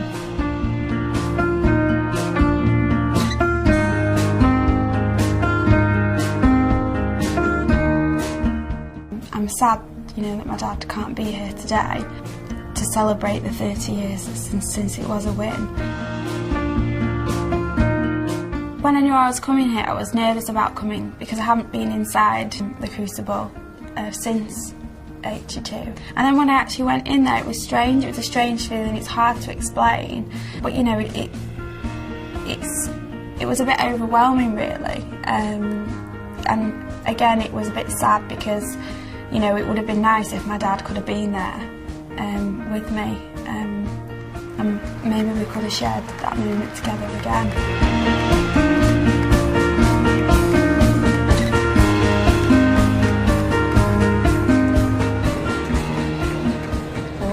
absolutely terrific feature, wasn't it? And Absolutely. great to see her here, it really was. Because when you think about it, at the time 30 years ago, it was not de rigueur for sportsmen to bring on their families and loved ones at the end. He kind of started a trend in that regard, didn't he? Well, he was completely different as a character and completely different as a player.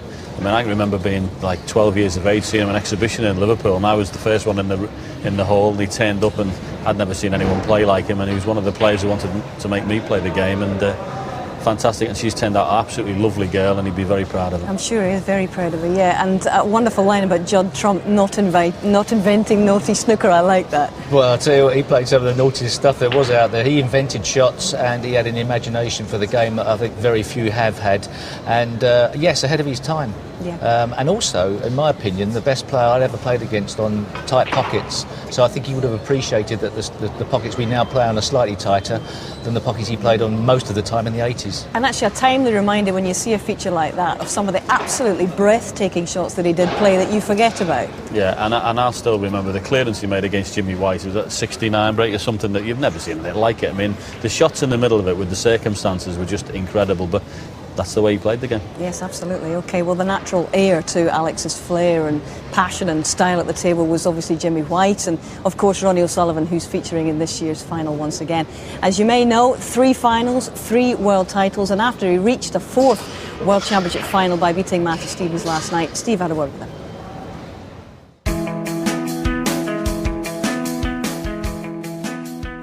You look like you've been enjoying yourself all the tournament. Yeah, you know, it's been I feel like I've been here about 2 months, to be fair. You know, usually it sort of flies by, but for some reason this time it just seems like it's gone on forever and ever. But yeah, you know, I think the times you win this tournament is in between the matches. You know, when you're out there playing, it's kind of, you're there and you kind of, the natural instincts kick in, but it's kind of not using up too much emotional energy and thoughts in between the matches, because sometimes you can drain yourself and then you get to the table and you think, oh, you know, so 17 days of holding it together is it's like the Iron Man of snooker, isn't it? There's been a few smiles out on the table. I've noticed that you just seem to be enjoying it. On the table, you seem to be enjoying it. I've been told it helps, it releases happy chemicals, even if I don't mean it. So far in this tournament, you've beaten some great players. I mean, like, you know, and beaten them well. 3 world champions, 1 UK champion. You must rate your form as pretty strong at the moment.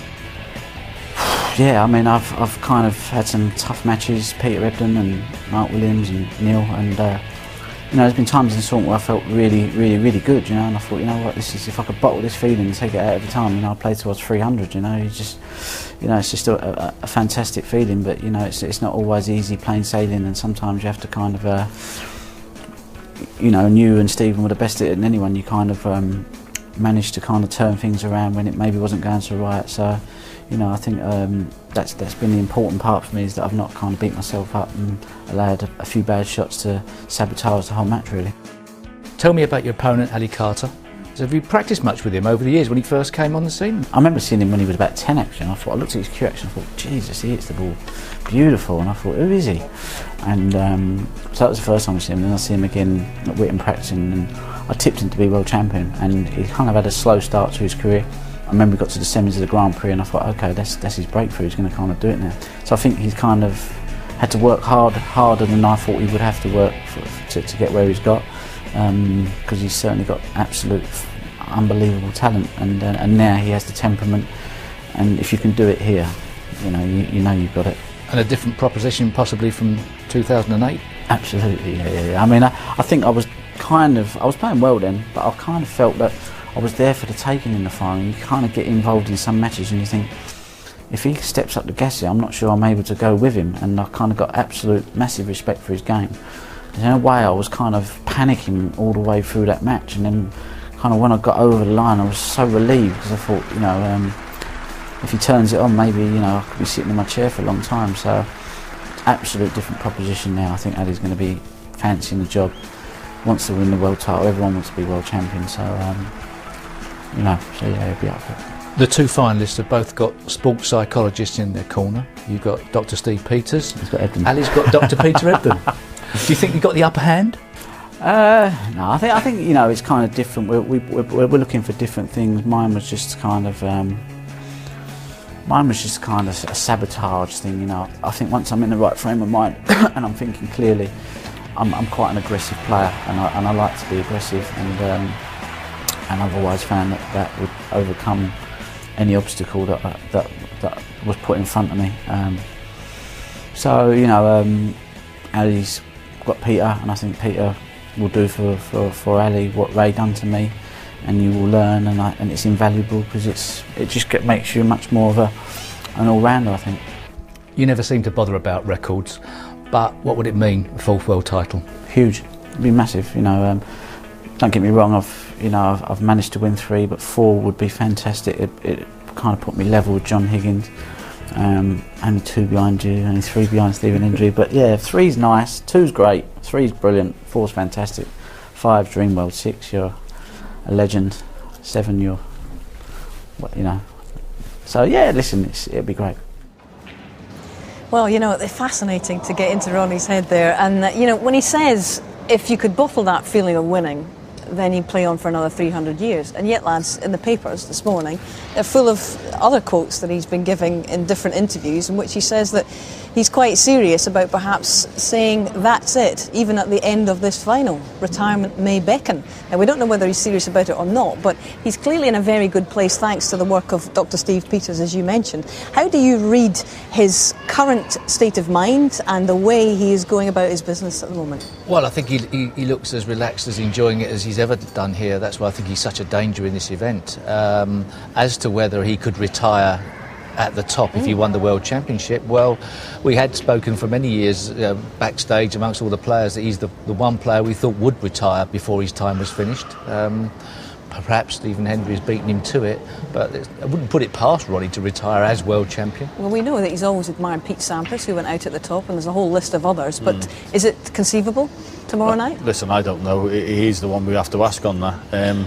What I could see happening is the fact that he'd get a lot of ranking points for this event. I think he might try and pick and choose next season if he plays. I don't see Ronnie being the type of player playing in every event. I just don't think that suits him, to be honest with you. So it may be a case that he wins this, gets a few points and thinks, well, I'll have 1 or 2 events off if he can do that. And actually, the quicker we go to a prize money ranking system, it may suit a Ronnie O'Sullivan to dip in and out of tournaments and not have his arm twisted so much to play in smaller events with ranking points. OK, well, there's a long, long way before there's any decisions to be taken by either player about the way forward.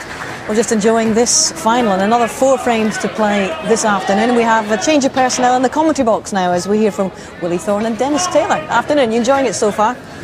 Good afternoon, Hazel. Certainly am. A little bit of a awkward last frame, but thank you, Ali frame Carter 5, Ronnie O'Sullivan to break. To win 2 after losing the opening 2 frames.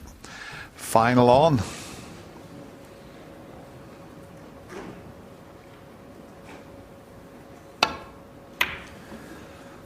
So Ronnie then gets the 5th frame underway.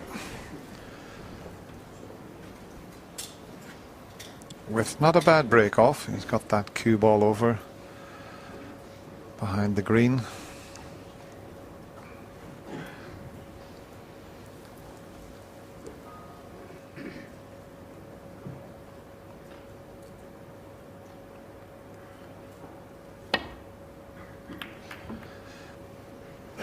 Yeah, I think the big question everyone's saying, if Ronnie gets in front, can he run away from Ali Carter? Well, Ali has just proved with breaks of 84 in the 3rd and then winning that awkward frame that he's certainly here to lift his first world title.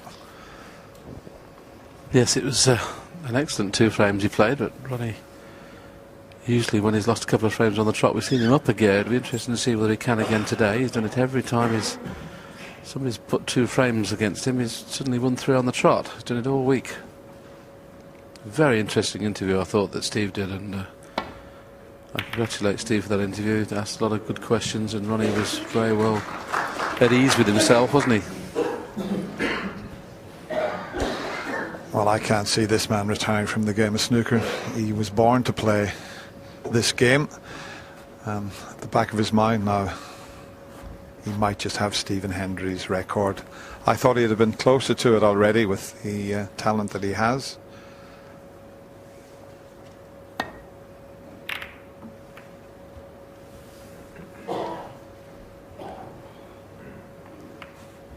I mean, Stephen Hendry said Ronnie's the greatest player that's played the game. For me, Stephen's still the greatest, but if Ronnie can equal or get to Stephen's record, then I might change my mind.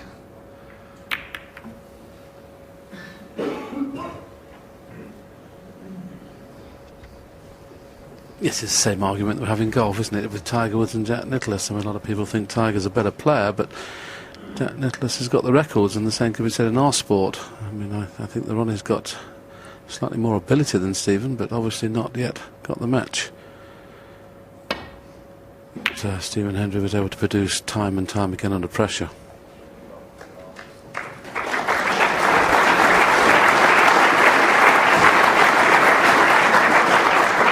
Well, a very deserved round of applause for an excellent safety shot there from Ali Carter. And he's just 1% behind Ronnie in the safety success department.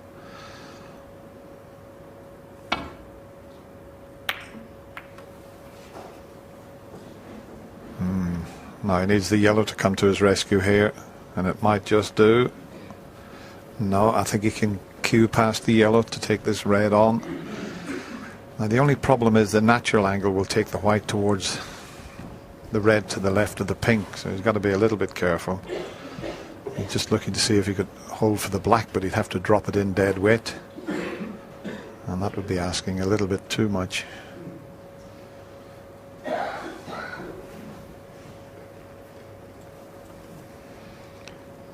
Oh, that's an interesting. He's not even taking the pot on. So he's sticking with his game plan.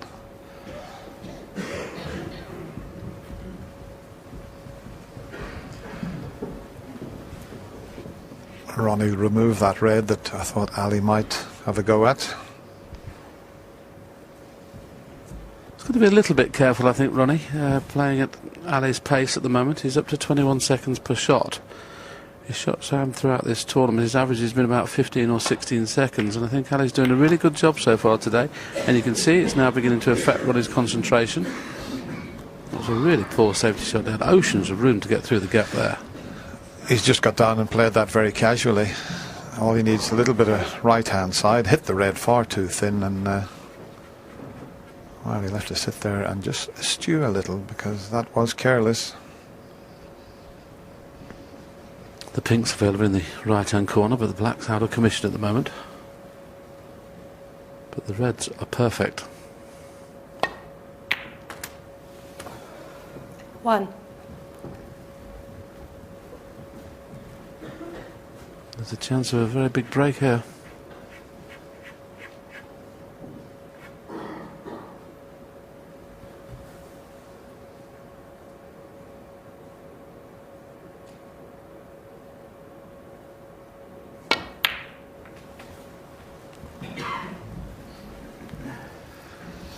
Yeah, there's never been a better way of playing the game of snooker than 4. very good tactical play, and when you get a chance, make enough to win a frame.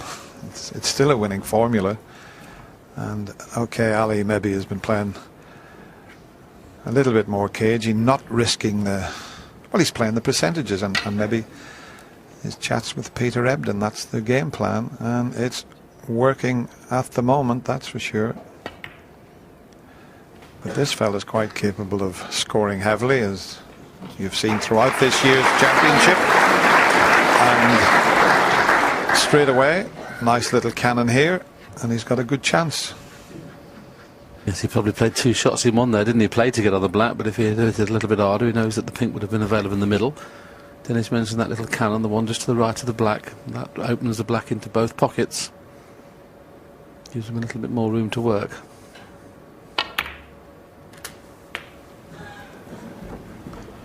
I'd be surprised if he doesn't make at least 60 from here. Easy for me to say. 12.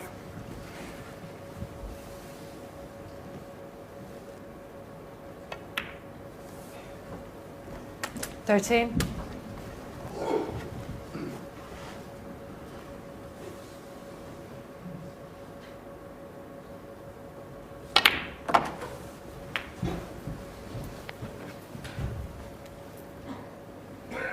20.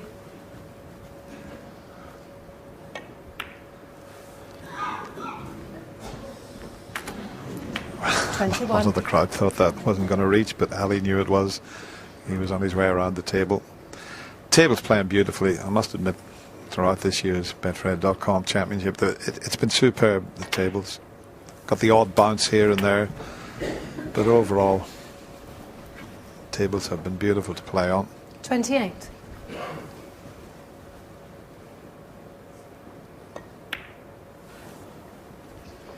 I just like his style. I like his cue action. He's so compact. You know, he's not the tallest player.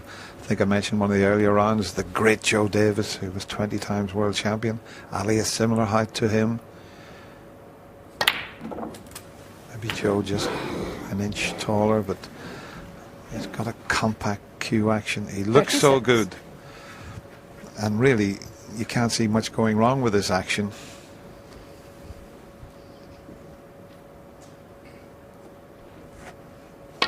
Yes, common knowledge is not 37. blessed with the greatest temperament in the world, but it's certainly been very, very good this week. Look at that cue action there, Dennis, as you rightly say, straight back leg. That's the cue action that was an old cue action, as it were, what is called the perfect cue action. A lot of players have a bent back leg now. John Parrott, our studio guest, has a bent one.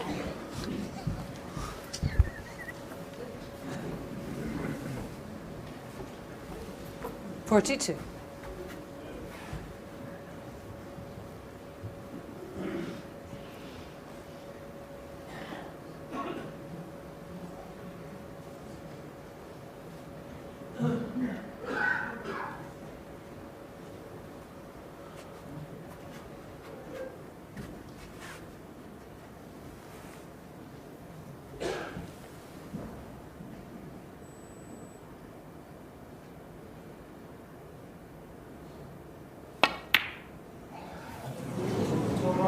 Just when he had the balls in absolutely perfect position, and you thought he was going to win the frame, he's missed a sitter.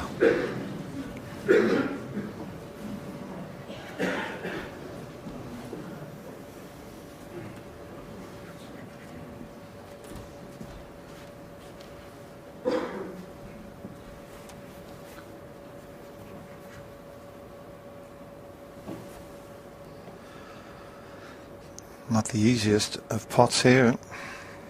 You're right down the queue. Oh, look at that shot.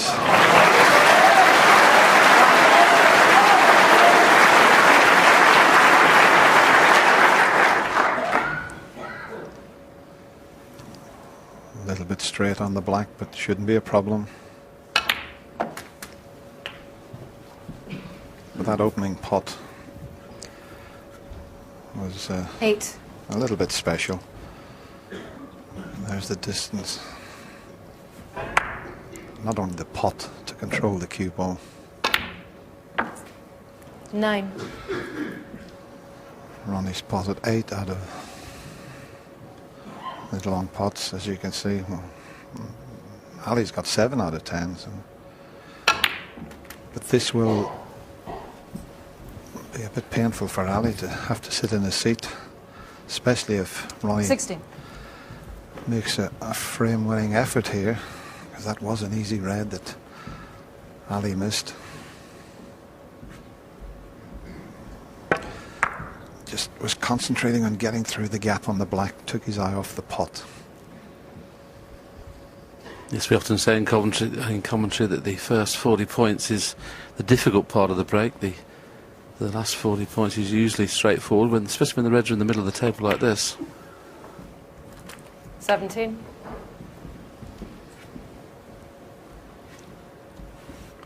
Now, if one of these reds, the 3 that are together, goes, doesn't have to play any cannons.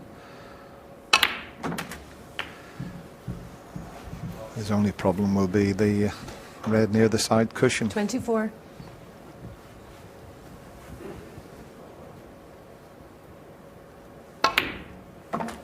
A few moments ago we were looking at 3 on the trot for Carter. There's every chance now that Ronnie O'Sullivan's going to stop the rot and take this frame now.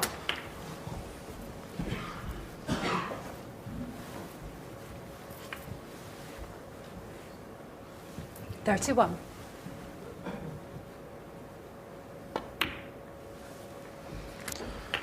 32. Just nudging that red means that they're not available into the corner pockets. They'll go to the middle.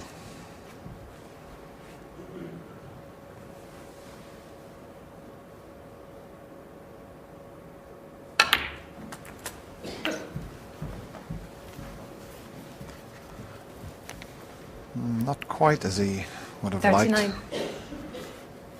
Should be able to hold for the pink, if not the pink, the blue. 40. And the pink, he's got an angle because I mentioned those two reds not being available into the corner pockets. And that's not as planned. He's tied one red up and he's left a thin snick on the other. 46. I think he was trying to get in between those two reds, push them both on.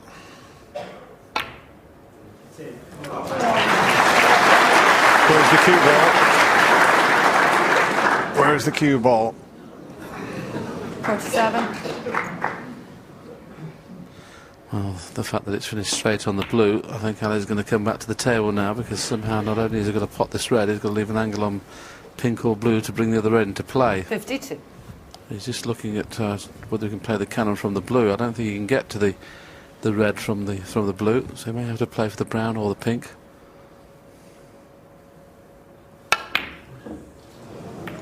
Oh, look what he's done here. Has he covered those? Ronnie O'Sullivan, 52. Well, I'll tell you what, I'm looking at Ali in the seat and he had a little smile, and that's what he was smiling at. Ali was directly behind that and he knew that Ronnie was very fortunate there. Once he missed the pot to wobble in the jaws and leave them like this.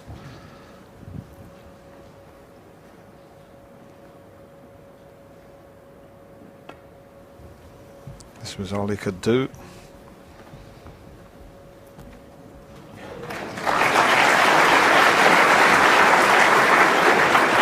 Is Ronnie going to risk coming off the side cushion, get over behind the green?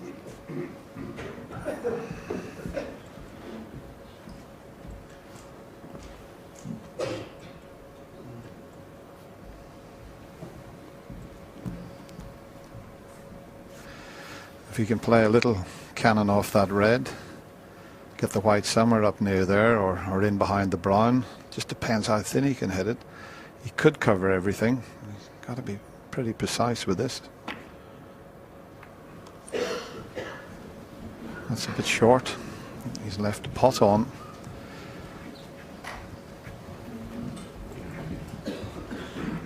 No option but to kiss into the second red if he takes the one that's to the left of the two, but he can possibly get through to the other one. Got to be careful he doesn't go in off that other red to the right corner, just looking at the angle if he plays it plain ball.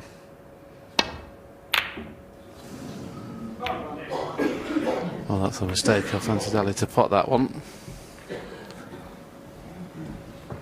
Not too sure whether the red that's next to the blue will pass the brown, but you can get onto pink or black from this red.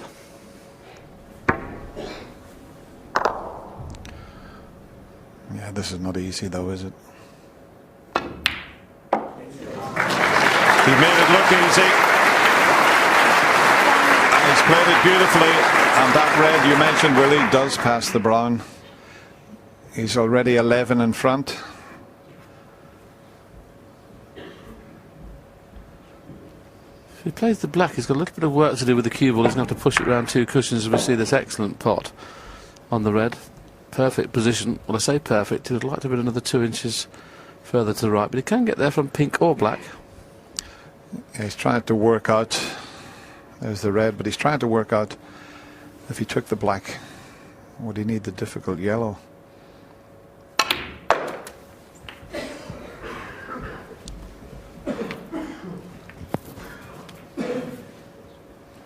He's 18 in front, so he's going to need the yellow, especially if he takes one of the lower valued colours. In fact, it didn't matter which colour he takes off this. He's still looking at the scoreboard. Sometimes it's difficult just to work the score out when you're out there, but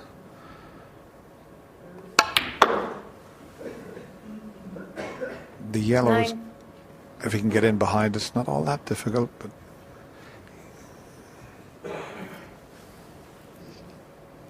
at least playing for the blue, it means that he can get dead straight on the yellow and just roll it down the cushion. He only needs one ball, but that looks to have gone astray. I was surprised he played for the blue. Why didn't he just stay on 14. the ball colours? Because the yellow was going to be the difficult one. The green was okay. I think he got himself a little confused there, Ronnie. And instead of clinching the frame, 14. he's 24 in front. So Ali could pinch it.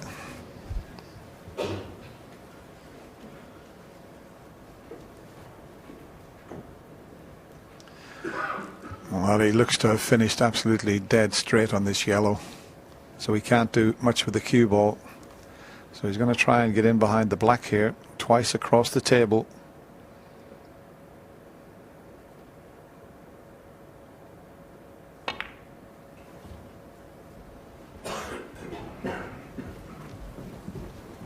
Not quite.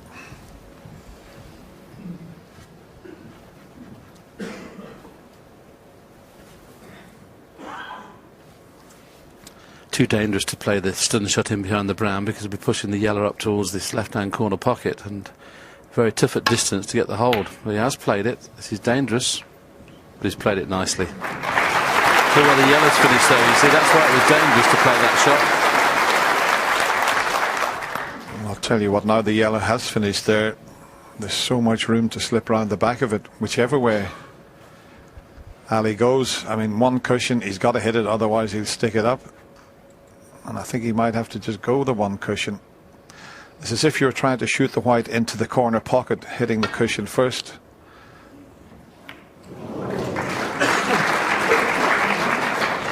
Well, if the yellow's dead straight, there's no way Ronnie can get anywhere near the green, so he'll refuse the pot.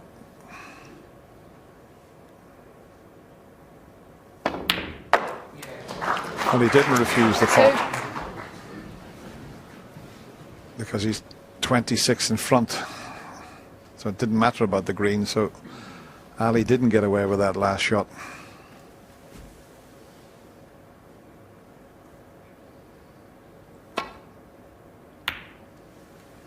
But just the one snooker And needed. here's Sullivan too.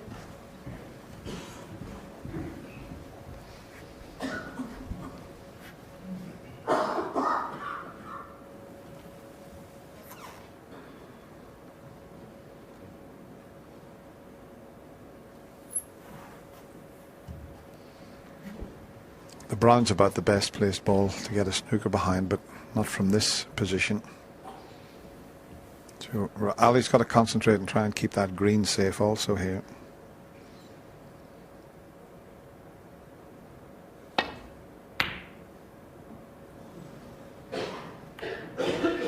Well, he didn't play to pot that.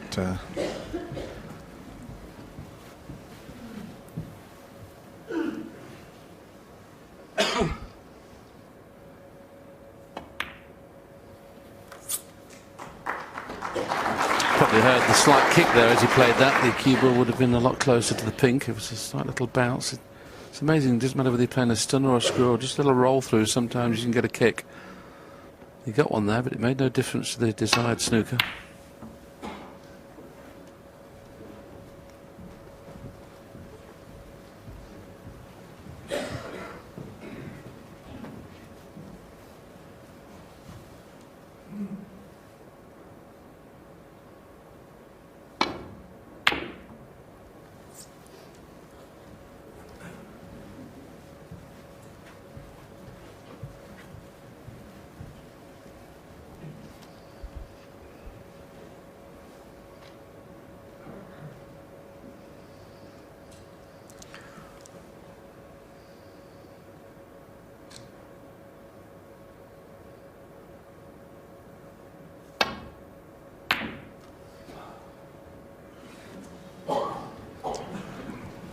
Yeah, that's it. The green has come up into a potable position. Disappointing frame from Ali Carter. 42 break, and it's gone now. He missed that easy red that we showed you a couple of times, and that has cost Ali this frame, which would have given him 3 frames in a row. 7.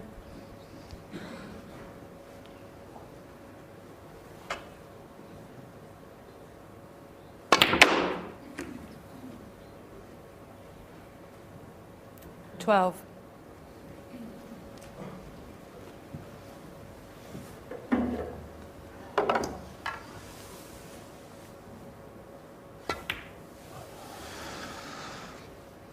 So Ali Carter had an earlier break of 42 and broke down. Ronnie had a 52, didn't quite clinch the frame, but he's clinched it now.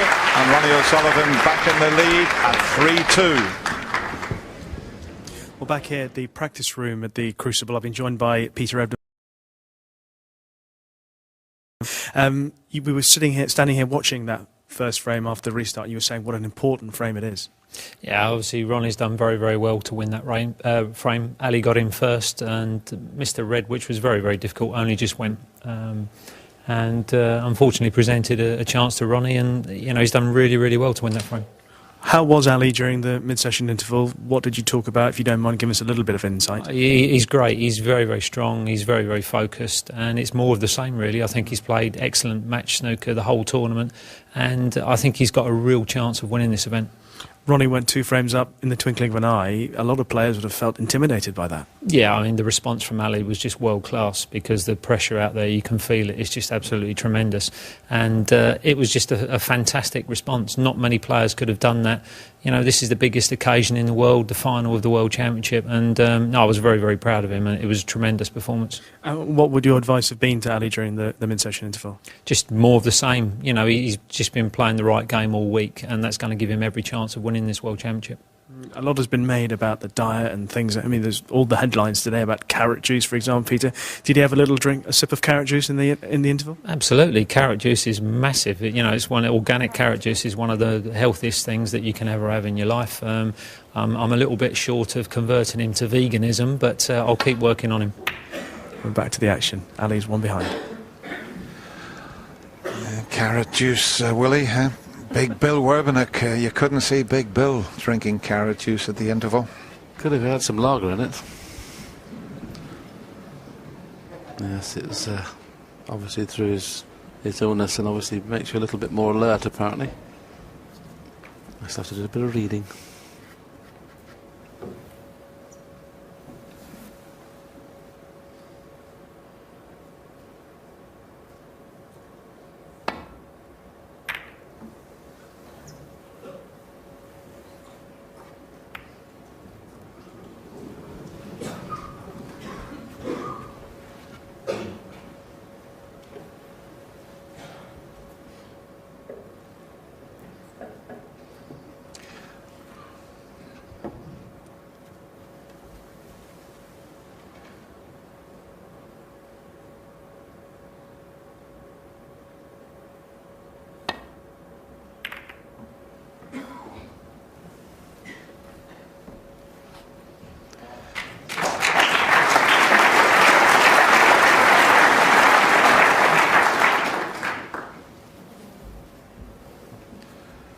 I'll be a bit careful here, Ronnie.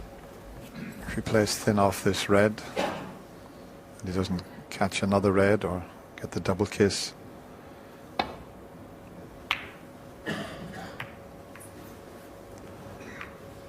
He's played it well. Yes, I know we've only had 5 frames, Dennis, but not many players in the world can out-safety Ronnie O'Sullivan, and the stats say that Ali Carter's doing that at the moment. He's 3% better than Ronnie at this moment in time, and some of the thin safety shots that Ali has played have been first class. But you've just got to score a little bit more when you get in. And there's another example of an excellent safety shot from Ali Carter. That last frame when he was on 42, should have won it. So just going to get a little bit more proficient in the break building department, and this match could definitely go all the way.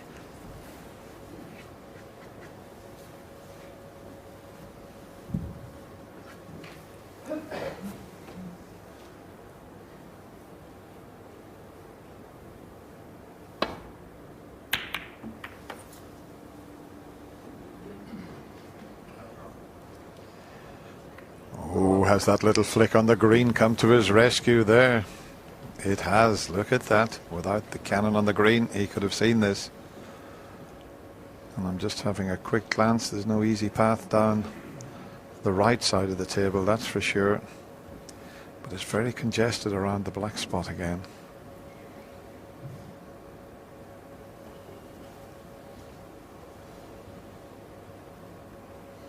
You might just have to think about this for a while.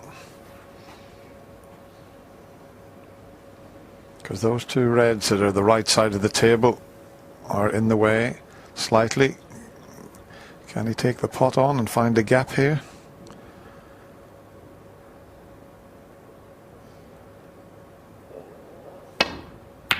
Well, there's your answer. He got the pot and he found the gap. One. Couldn't have cued that any better. That's what you call potting your way out of trouble. How is it you never get a kiss on a baulk colour properly when you play a really good shot like that? The number of times when playing an ordinary safety shot the players kiss the baulk colour. After an excellent shot like that, probably deserved to kiss a baulk colour and kept him in play. Ali Carter, one. He's got the upper hand on the safety exchange again. Ronnie will do well to hit one and get this safe. Now just have a look at this pot. There's the distance, 7'9", but have a look where he got the cue ball. Not only got the pot, but what a gap he found there. And this is going to take some hitting. He'd be trying to get to one of the reds behind the black, you would feel. He might be able to get to the one near the left corner pocket, but can he judge it with loads aside here? That's not far away. Is he going to put it safe? Not quite. It's a good effort to try and get in behind it there. Both pink and black out of commission at the moment, so he's going to have to play this with the long rest and with check side to check it up for the blue.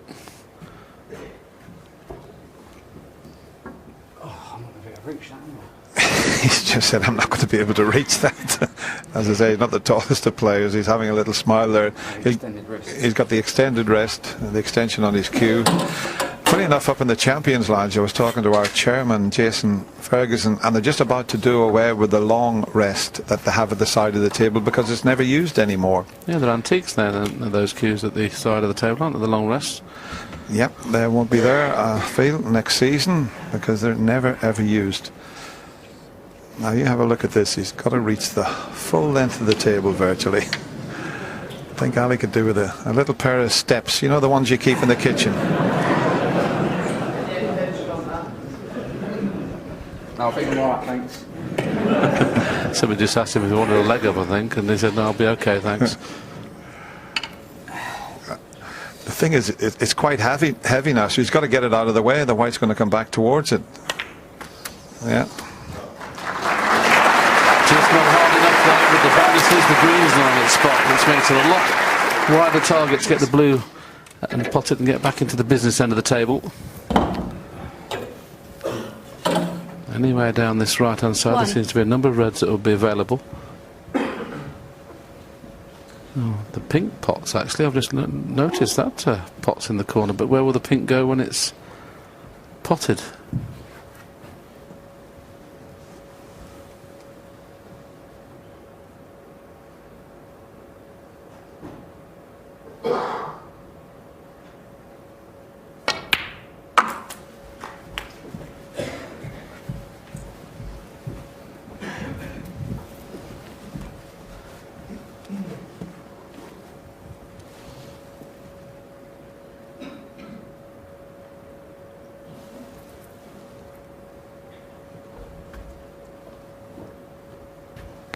Seven. Very awkward now that the pink is on the black spot.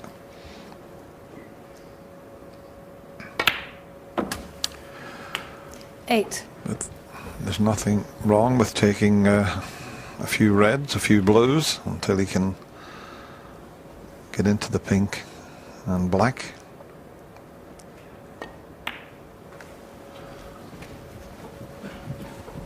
Wouldn't be the first time I've seen a frame one with a player just taking reds and blues.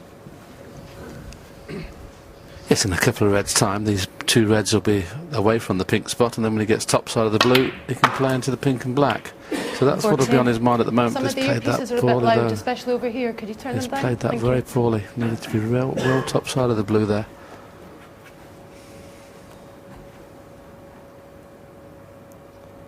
going to be really tough to get the next red and get onto the blue. Oh, he's made an angle. Very well played. There was a good shot, that. 90. Yeah, he was almost straight on it. But with these superfine cloths, you can, if you play with enough power, make an angle.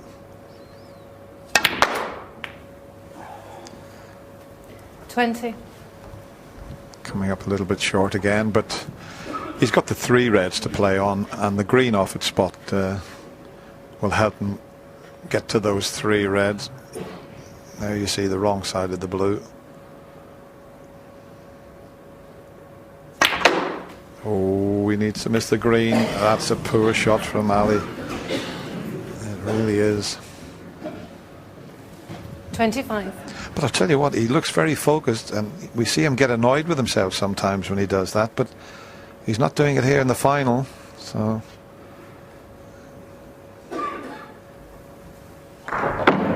He shouldn't have been anywhere near the green. Well, Dennis, I can only think he played the right-hand side of the green and just got too much into the cue ball, because there wasn't enough room, was there, really, to get between green and brown that way. So he made a 42 in the previous frame, broke down when perhaps he shouldn't.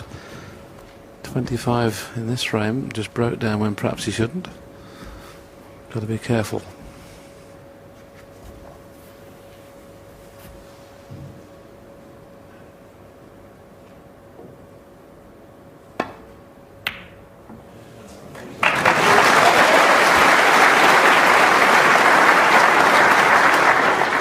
One.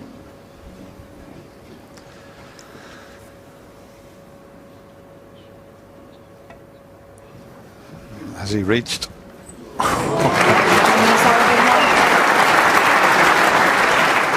That is such a difficult shot, just to land on the brown from near the cushion.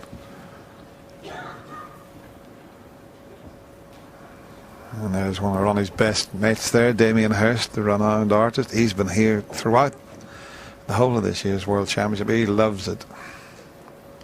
And we love his paintings. I wouldn't mind one hanging in my lounge.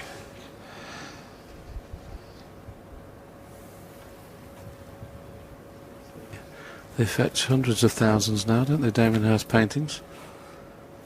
Jimmy White, our great player Jimmy White's having a testimonial on June the 2nd. I believe Damien Hirst is putting a painting up for auction for Jimmy White's testimonial. So that's a nice gesture from Damien. Obviously loves his snooker. And I love the pleasure of auctioning that off. I'll put you down for a couple of 100,000, Dennis, and then I'll stop.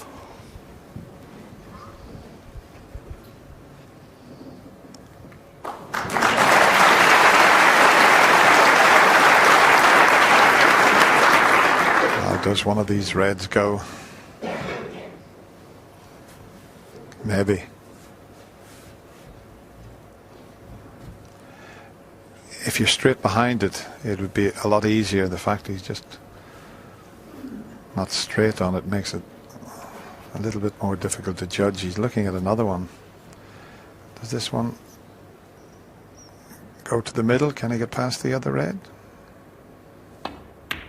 No.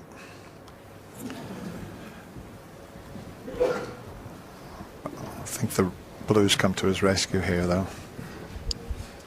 Yes, excellent escape from Ali, that, wasn't it? 2 seconds ago or 2 minutes ago was a really banging trouble tight behind the brown, and he played such a good safety shot, forced Ronnie into playing that one, so he's got the upper hand on the safety exchange now.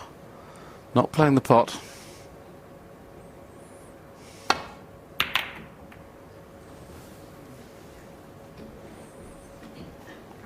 I've got to be honest, I don't think I've ever seen Ali Carter play so many brilliant safety shots. He has really...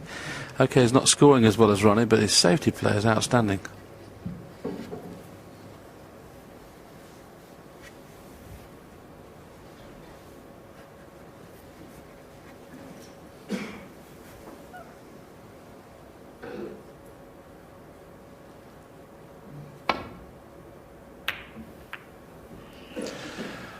Are the reds coming over towards the corner? Is the yellow going to snooker him on that? I don't think so this time. Ronnie's anxiously looking down the line of it, and it has. he'd have to bend that slightly.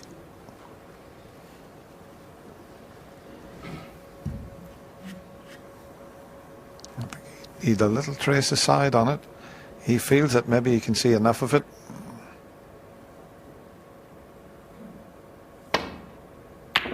Oh, he got too much side on it. Now, where's the red going? It's not going to drop in the middle, is it?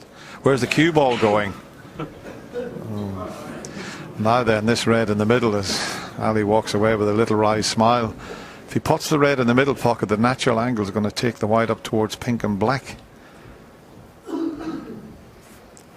I'm just wondering if he cannons into that, can he push one of those high valued colours on? It's a natural to cannon into them, so just keep your eye on the cue ball here.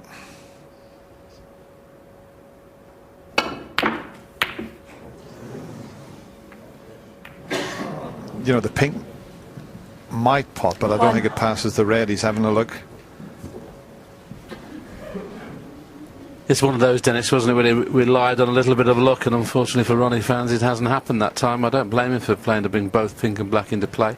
He probably felt if I get a thin kiss I might go up for blue or bought colour. We'll have a little look at it again in a second, and he was relying on a bit of luck, Dennis, but as you rightly say, he was trying to bring pink and black into play.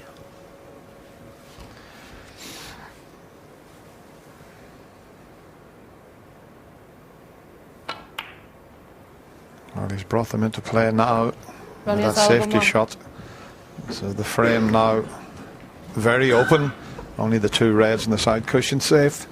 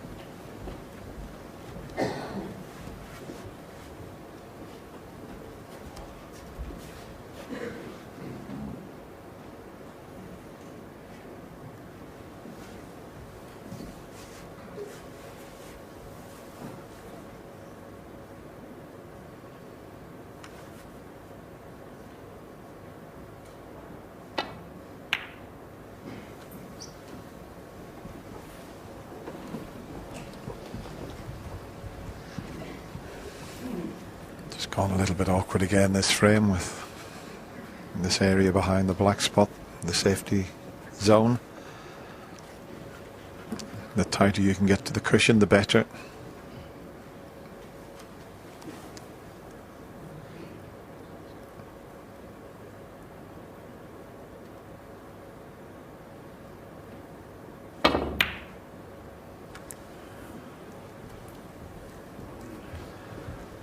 Ronnie this time will be forced to play off the two reds that are tied up. Not a bad thing from his point of view. The only thing is he's got to get this right. Lots aside. Because if he knocks one red away, he's got to be careful he doesn't knock it over the middle pocket. And what happens, he's given the advantage to Ali Carter, because if the one red goes up past the middle pocket, Ali will play off the one that he leaves there. And that was clever. He's tried to move them, but that's a terrific shot, believe it or not. That is a superb shot.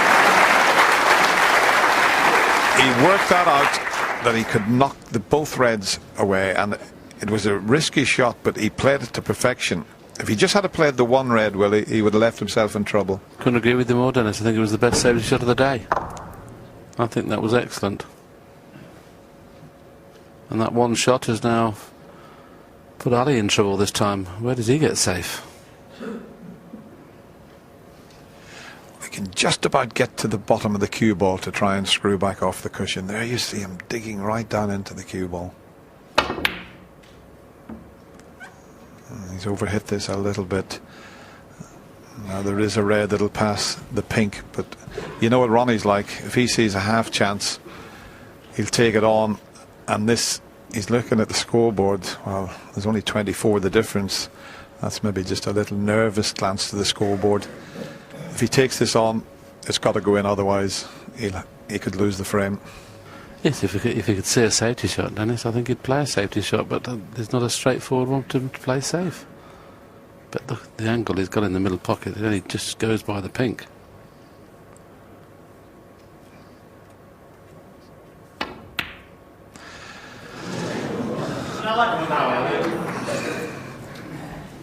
Well, he went full-blooded for it. I thought he might roll it in, give it more of a chance. Once you play to stun this type of shot in, it's so much more difficult. Mighty close though, wasn't he? Ali Carter already leading by 24 points. If this red goes in, they'll be very, very disappointed not to take this frame and level again at 3-all. Thank you.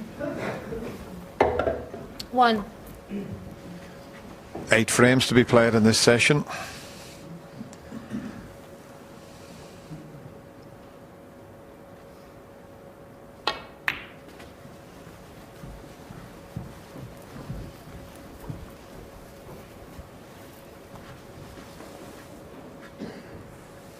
Seven. And the fact that Ali's going to have to start concentrating shortly on the lower valued colours, he'll have to pot a few more balls to clinch the frame. Blue back on its spot would help, but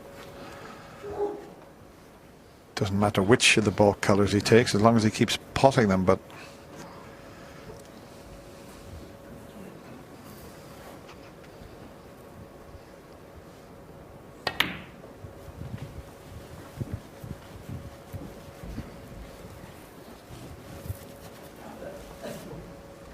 it's like a little terrier this week, Ali, isn't he? Just won't let go. Whatever people have thrown at him, Judd Trump was 12-9 in front. He hung on to his shirt tails. Ronnie O'Sullivan's led throughout the match. And 11. Ali's still there, hanging on to his shirt tails. yes, and if somehow he could win this year's Betfred.com World Championship, what an achievement, because he's playing a player who's been at the top of his form throughout this year's championship. So if he somehow could beat Ronnie O'Sullivan the way he's played, what an achievement that 70. would be. Long way to go, but he's creeping closer. Look at the tournament pot success rate. He's only 1% behind Ronnie. And I've got to be honest, I think this is the best that Ronnie's ever played here at the Crucible. I know he's won it 3 times before. But for consistency, I don't think we've seen Ronnie play better. So Ali Carter 18. has got it all to do, and so far he's doing it.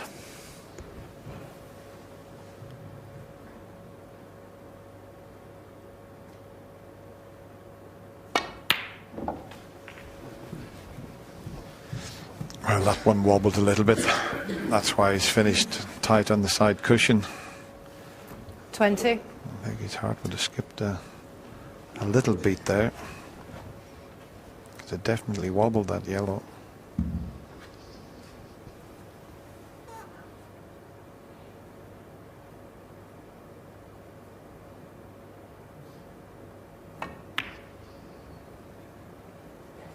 Needs to pull up. 21. Just needs the black.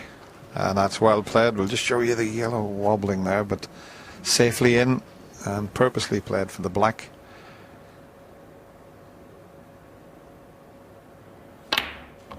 That's 52 in front with just 51 on the table. So another red to make absolutely certain. 28.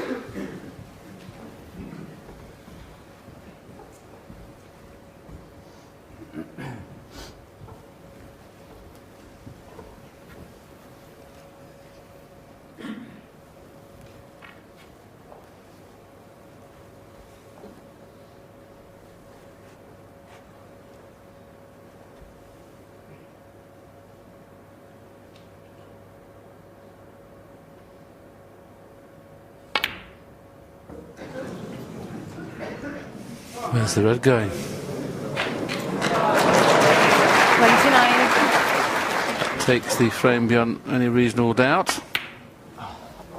And the miss on the pink, I'm sure Ronnie will concede, and he has done. Rather a scrappy frame, that one. Ali Carter needed 2 or 3 chances, eventually he's taken it and levelled the match once again, and we're level at 3-all. Well, it's going to be snooker all the way with us today because before we get going with the first of the evening session in this final this evening at 7 o'clock, there will be a chance for you to get to know a little bit better the man who runs this sport, the one and the only Barry Hearn. There's certain times when you look in the mirror and you say to yourself, you know what, you're pretty good. The shoulders go back, the chest comes out and say, Bazza, nice one. If Barry was chocolate, he would eat himself. He does love himself. He's great at making you feel good in yourself. I'll tell you what, the geezer on the right's better looking than the geezer on the left. All the players realise that I don't think he really cares what our opinions are about most things. He's just going to do it. He's come from a council estate in Dagenham and he's really built his life up and his career up from nothing. Phil, how are you? Pound for pound, he's delivered more excitement to the punter in the street than any other promoter. Don't start looking over your shoulder and saying, I should have done it. Do it or shut up.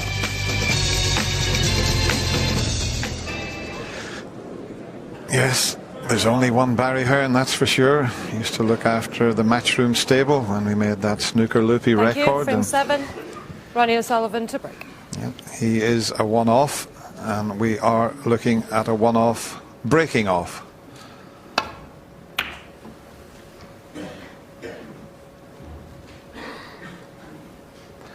little bit too hard this time. Hasn't got behind the green. And I think, well, Ali, believe it or not, is looking at a safety shot, but you'd think he'd have a go with this red. There's a gap.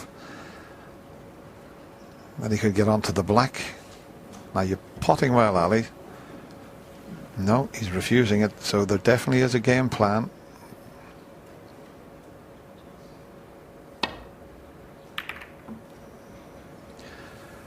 Well, he's going to leave that red that he refused, I think. Oh, he's got it tight in behind the green.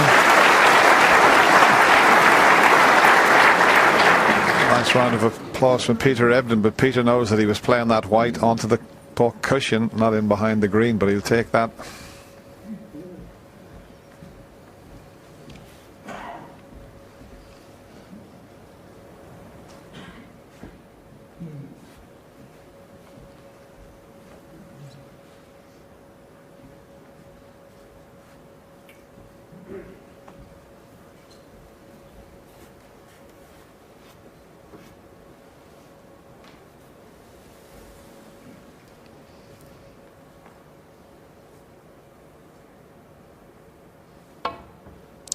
How's the pace? He's just trying to get into the back of that bunch.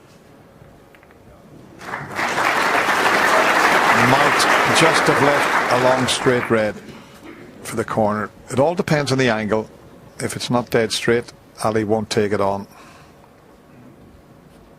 No use in attempting that because you can't get onto a colour. Could play a little thin one off that red twice across the table, though. That's the shot that is available to him. Missed the blue and green.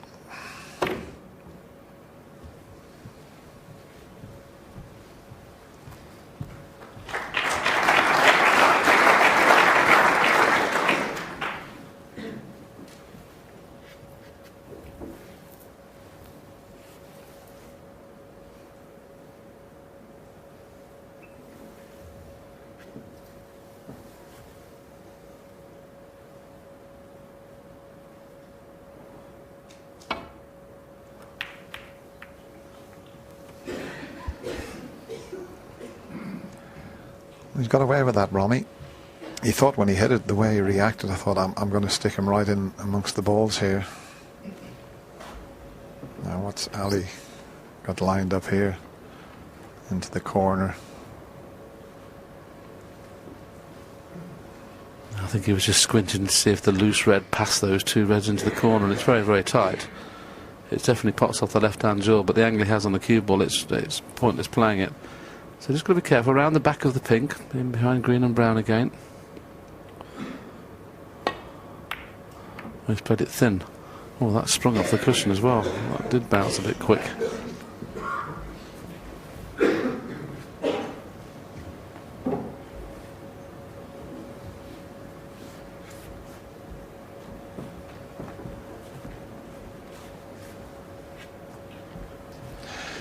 Ronnie's just looking to see if he can take the red into the corner, stun across the bunch of reds and get himself onto the black. This would be some shot.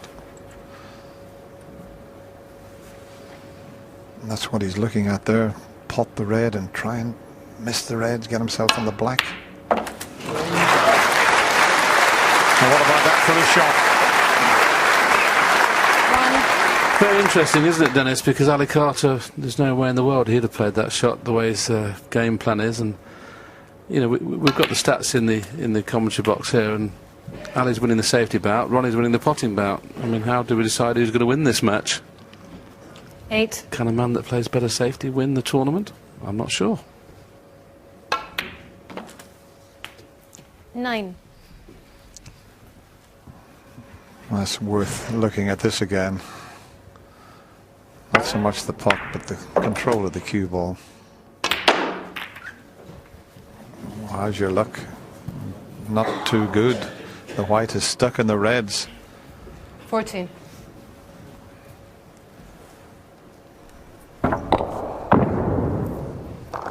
Played it well, but the white just got stuck on a couple of reds, and now he's got one over the pocket. Might be able to cut the other red onto it. If he doesn't, he's got to hide that one. Yellow and blue will be the snookering balls for the one that's near his body there. Yes, it's a big target, isn't it, the yellow and blue? He has to consider himself very unlucky not to have been on a red there. He broke the pack perfectly.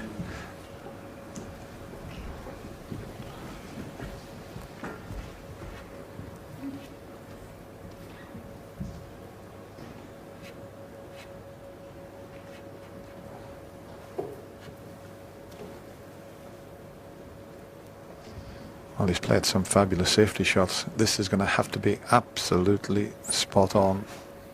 There is a gap back down the table, but does he cover that red that's over the pocket?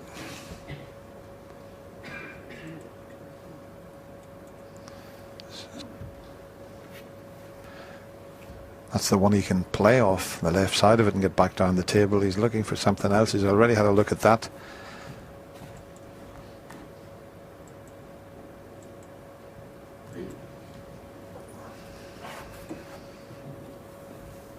Yeah, that's the path it would take, but he's still got to cover that red. He's got to find that and get right up the table, not the end of my line, right up the table. And he hasn't. Has he fluked? Oh, it's dead there.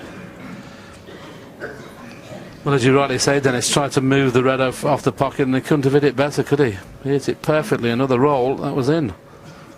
So Ronnie's just won that safety exchange. Can he make it count?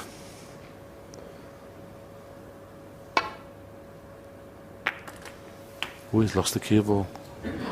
Oh, he wanted to hit that half ball, hit it quarter ball. That's the reason the cue ball's gone past the black. And the blue doesn't pass the red. He can only play the green here. If he plays the green, he can cover that red that's up past the blue. It's not imperative that he covers that red as long as he gets the white close to the cushion. And he could play the brown and get tight on the cushion. But you think the green would be the easier one. So it is the brown.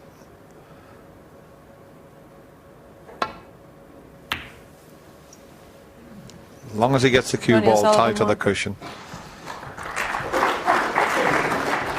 But that last red that was over the pocket, they're tough to control, and he played it with a lot of drag, but it seemed to just take off when it hit the cushion, Willie. Yeah, we've been showing that drag shot a few times this week, and how the white changes direction. It spins one way, then with the drag, and then ends up being topspin, and it just lost its drag by the time it got to the red, and the fact that he hit it thin. But he's won this safety exchange as well, so he'll be disappointed now, Ronnie, if he hasn't got a red on here. There's definitely one that pots, but only the brown and blue available, I think. Might play for brown, blue or yellow, swing it around two cushions. This is all break building, you see. You look at the things like that, and of course he's played it bad. 1. It just shows you, I mean, Ali's game plan, it's definitely working at the moment. He's not playing slow, he's just playing better safety than Ronnie. But to be fair there, as you mentioned, Billy, there was no colours available. There's the average shot time. The pink was tied up, black was tied up. He tried to swing it round for the brown or blue, but he's got to keep his patience here, as Ronnie, which he has done throughout this year's World Championship.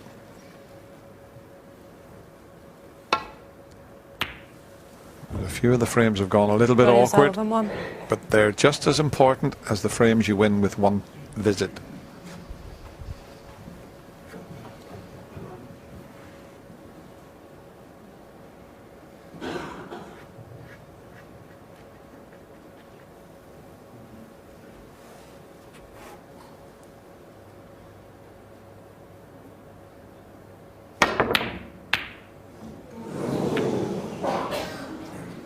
Well, he's blessed with wonderful cue power. Got the cue ball back.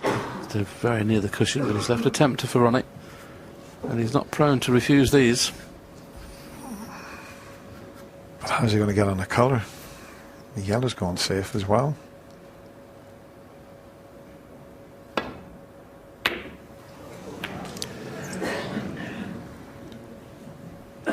Look at the way those balls have finished up. What an awkward frame this is turning out to be.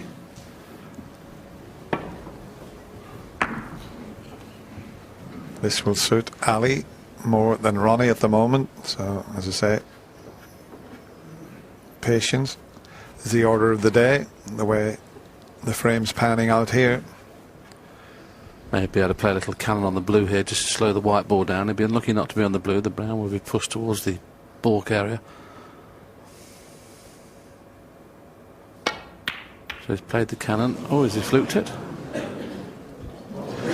Concentrated trying on the cannon then, didn't he? How many times have we seen that? Where you take your eye off the pot, he played the shot you called, Willie, to free the blue, and just forgot about the red. Now the colours are a little bit better placed.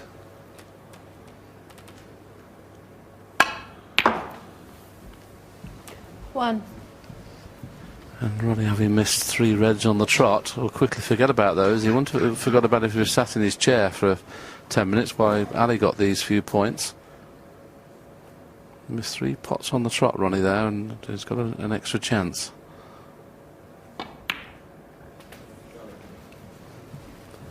Do well to get above 20 from here, though. 4. He's gone a bit too far. He wanted to be able to pop this and get nicely on the blue. Change of plan. 5.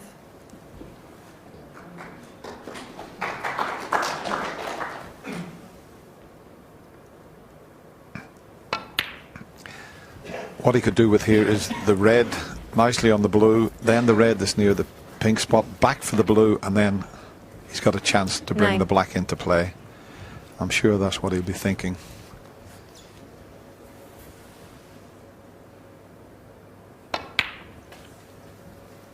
$10. I mean, he could go into the black and red here, but that red near the pink spot's slightly in the way. That's why I thought he'd play for this, remove this. Now, can he get onto the blue? He's left it a bit short. 15. A little bit of side needed to get nicely on the blue. 16. So can he get nicely on that red as close to the pink spot?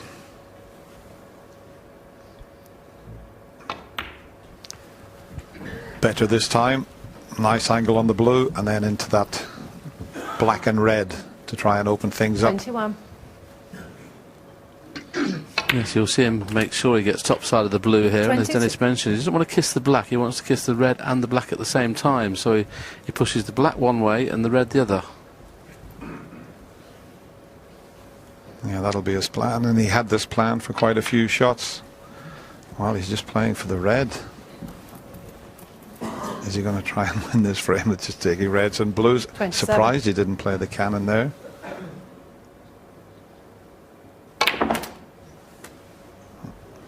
I'm not surprised at this, I'm amazed. How's he going to win the frame now? Okay, he's a massive favourite. where the balls are, but Ali will be playing safety shots to bring those reds into play in a minute.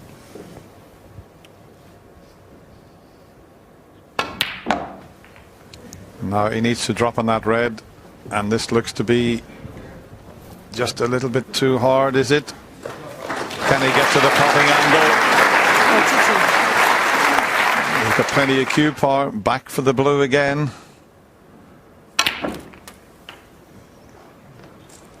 $33. And just look at that cue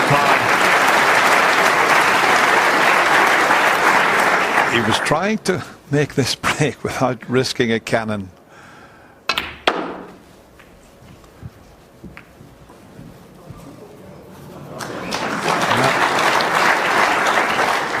Needs one more red.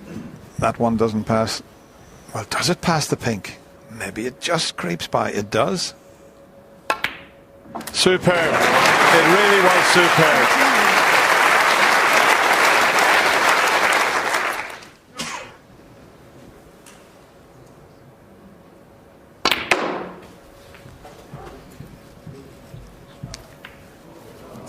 Oh, the yellow's not going to go in, is it, surely?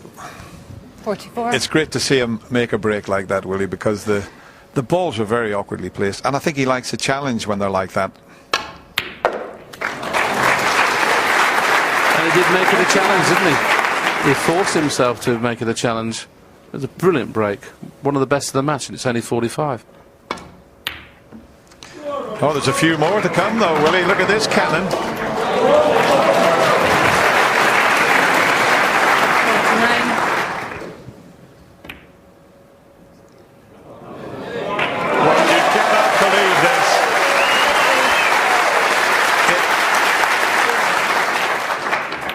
If he clears up here, it's one of the best clearances you could ever wish to see.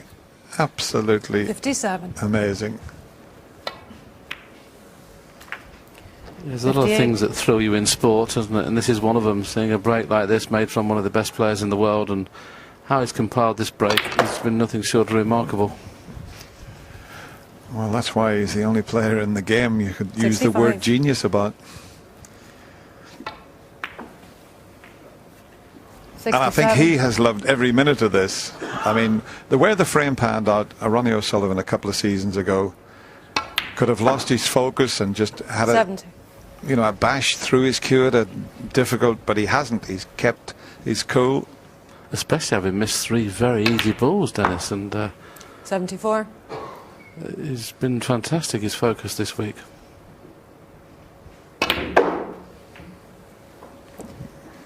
$79. Well, can he convert the pink and make it a clearance? He can. 86.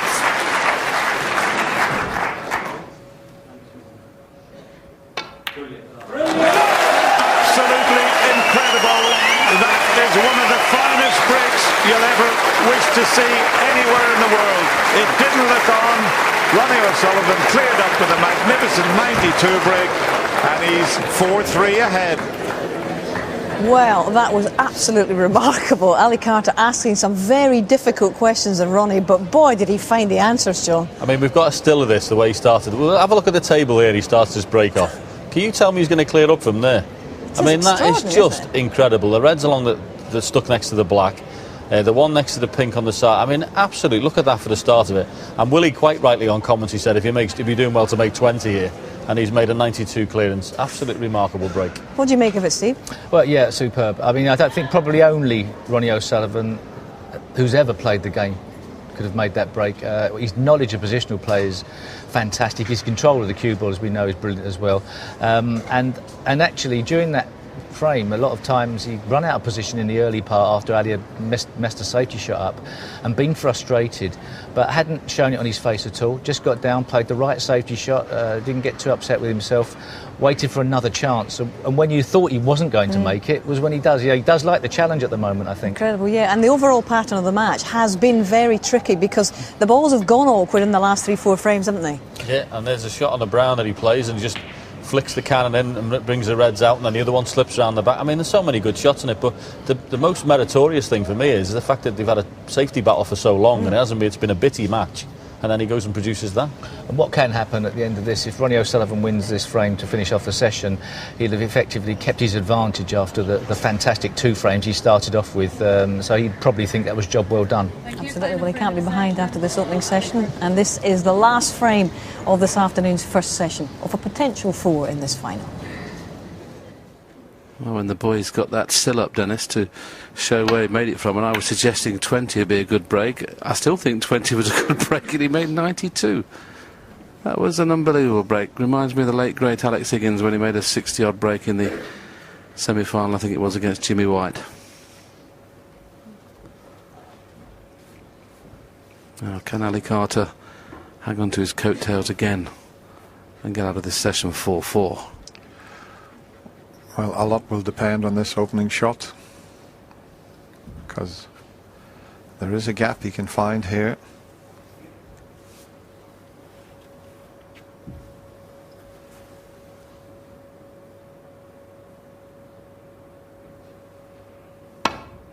I'll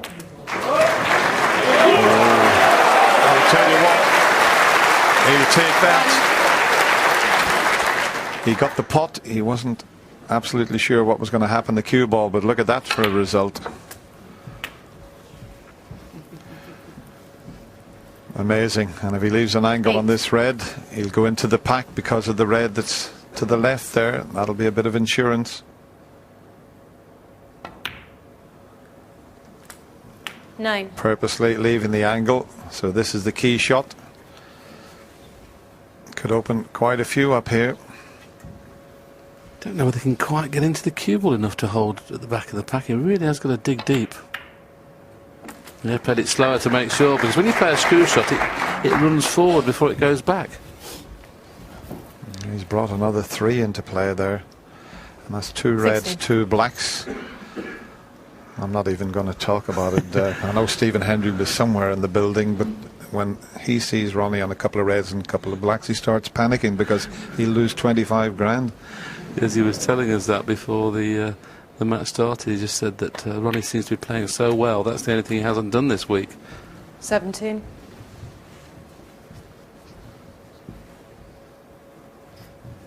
He'll still want the frame. That's his main concern, but you know what he's like.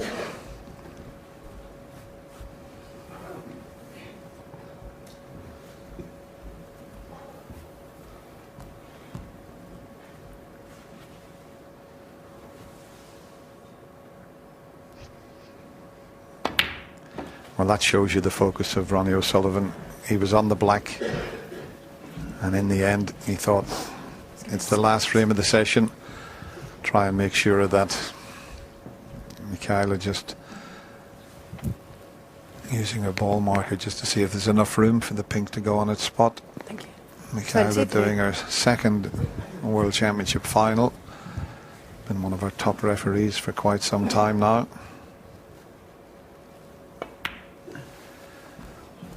And, 24. we have the pleasure of her company on the Legends Tour, and I've got to play Steve Davis on the 16th of May at the Victoria Hall in Stoke, and John Virgo and Mikhail will be there, so we're looking forward to seeing everybody in the Stoke area. 31. Not quite perfect on this red. As you can see, it will pass the pink. If he just screws it back in a direct line, he needs to leave this black half ball. 32. May not risk the cannon this time because it's not a great angle.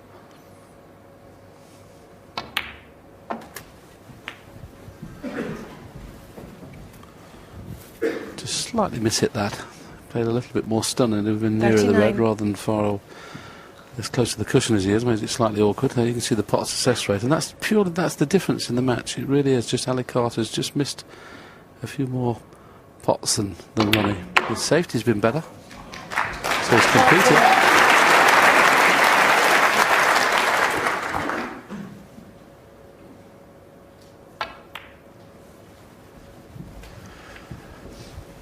Well, this is a completely different break to the one in the previous frame.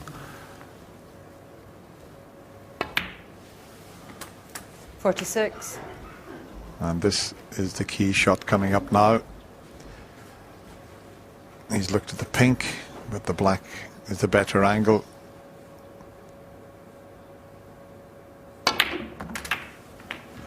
And that is beautifully played.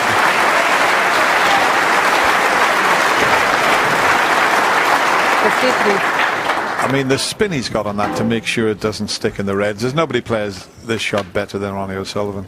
He was so close to it going bad though. Look, if he's at full ball, he just managed just to hit half ball, and like you said, then the spinners just took him through the reds. And the pace then, how did he generate so much spin with such little pace? Yeah, with an awful lot of talent, I think, is the answer. 54. Well, having played what you would suggest is a little bit in and out session, both these players have been playing very tactically. He's just up, well, he's gone from second gear to fifth gear in the last 2 frames. Very interesting session this has been. And he's very close now to taking a 2-frame lead into tonight's session.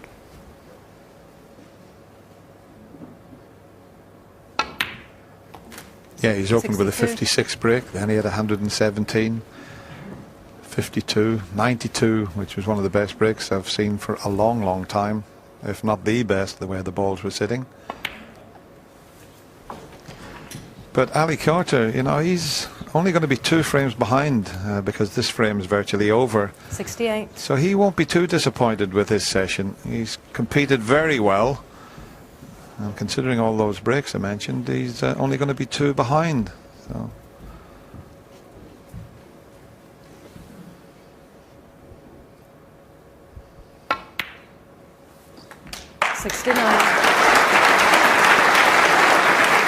Made absolutely sure of the red. He knew he was going to be a little close to the pink, but still fancy this to go in.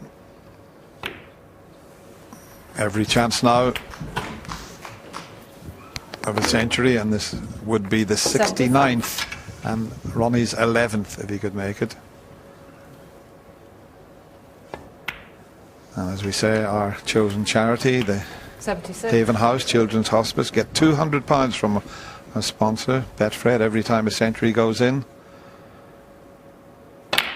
And if we could get to 75, they make it up to £25,000. So 83.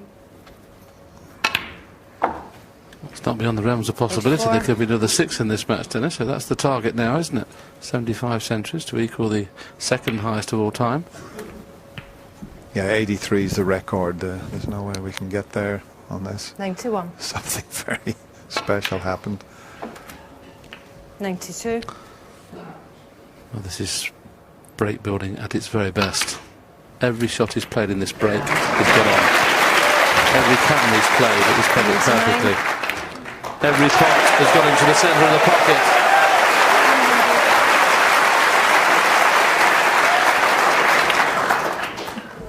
And just over 7 minutes for that century break. 107. Makes you realise, Willie, that 147 he made in 5 minutes and 20 seconds. You know, it'll stand for all time. You would take that record. Well, the last 2 frames, I mean, it's just unbelievable. I mean, Ali Carter obviously hasn't scored in the last 2 frames, but he's had to sit out 2 of the best breaks he'd have probably ever witnessed. The 92 from nowhere, and he potted this long red to get in here and got a good kiss. Played the kiss probably to get onto the black, and the rest is history. 119. Yes, I can't wait for this evening's session because both players are playing well. But Ronnie at the moment, well, he's flying. 123.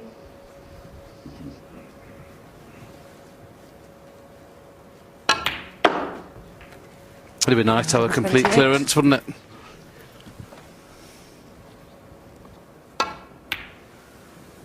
And there's every chance it will be a complete clearance.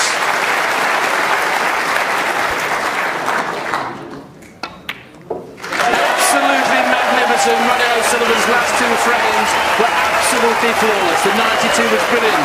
The 141 was even better. But Ali Carter must be pretty pleased with himself, having seen O'Sullivan make 2 centuries and a 90 to end the trail by 2 at 5-3. Well, bewildering speed, 9 minutes for that century, 2nd century of this session and indeed the final, and Ronnie striding back in very purposeful mood. It would appear that the rocket is at cruising height already on this most recent Crucible mission, gentlemen. Can you just sum up what we've seen in the last couple of frames? It was absolutely staggering stuff. Well, it's just Ronnie O'Sullivan at his very best. I mean, I'd like to sum it up, but I mean, I think probably only Ronnie O'Sullivan could himself really sort of discuss what was going on there. But if you start and finish the session like Ronnie O'Sullivan has, and if you did that all season, you wouldn't lose many matches at all. It's very strong stuff. Forget the bit in the middle. That can happen in any match. Start, brilliant. Finish, incredible. In which case, how does Ali Carter now rationalise what has been happening? Because it was so hard fought in the middle of that session for him. Yes, John. Well, all he does is just keep playing and hope that he doesn't play like that. I mean, the difference between champions and great champions are they can do different things, and that's what O'Sullivan's done. Despite being bogged down in a session there at 3-3 and looking like they were awkward frames, he's just turned on 2 magnificent breaks and completely turned the scoreline around, and it looks like a really good session for him now. Ali Carter can't be too disappointed, really. He's going to go back, and Peter Ebdon in his dressing room, they'll be talking about it, saying, well, you can't do much about the 4 frames you lost, the first 2 and the second 2. Obviously, in the middle, you drafted well. So, you know, just come out for the next session, see how it goes. I think they'll have thought about this. They've spoken by it definitely in the dressing room and said, look, at some point in this game, there's going to be a part of it where you ain't going to get a shot. Yeah. Because you know that's who you're playing against. So you just have to accept it, sit there and just say, well, when you do, make the most of yours. And we know that Ronnie's capable of going on great runs, and he has done in every match so far. And in many respects, the end of that session has been a good, timely point for Ali Carter at this point. Yes, but I mean, there is the possibility that Ronnie O'Sullivan, without breaking into top gear, could win every session 5-3. So Ali could find himself slipping further and further out.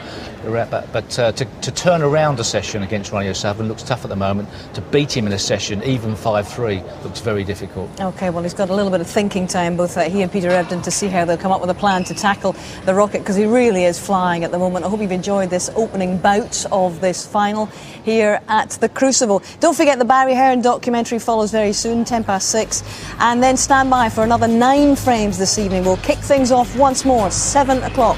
Catch you then.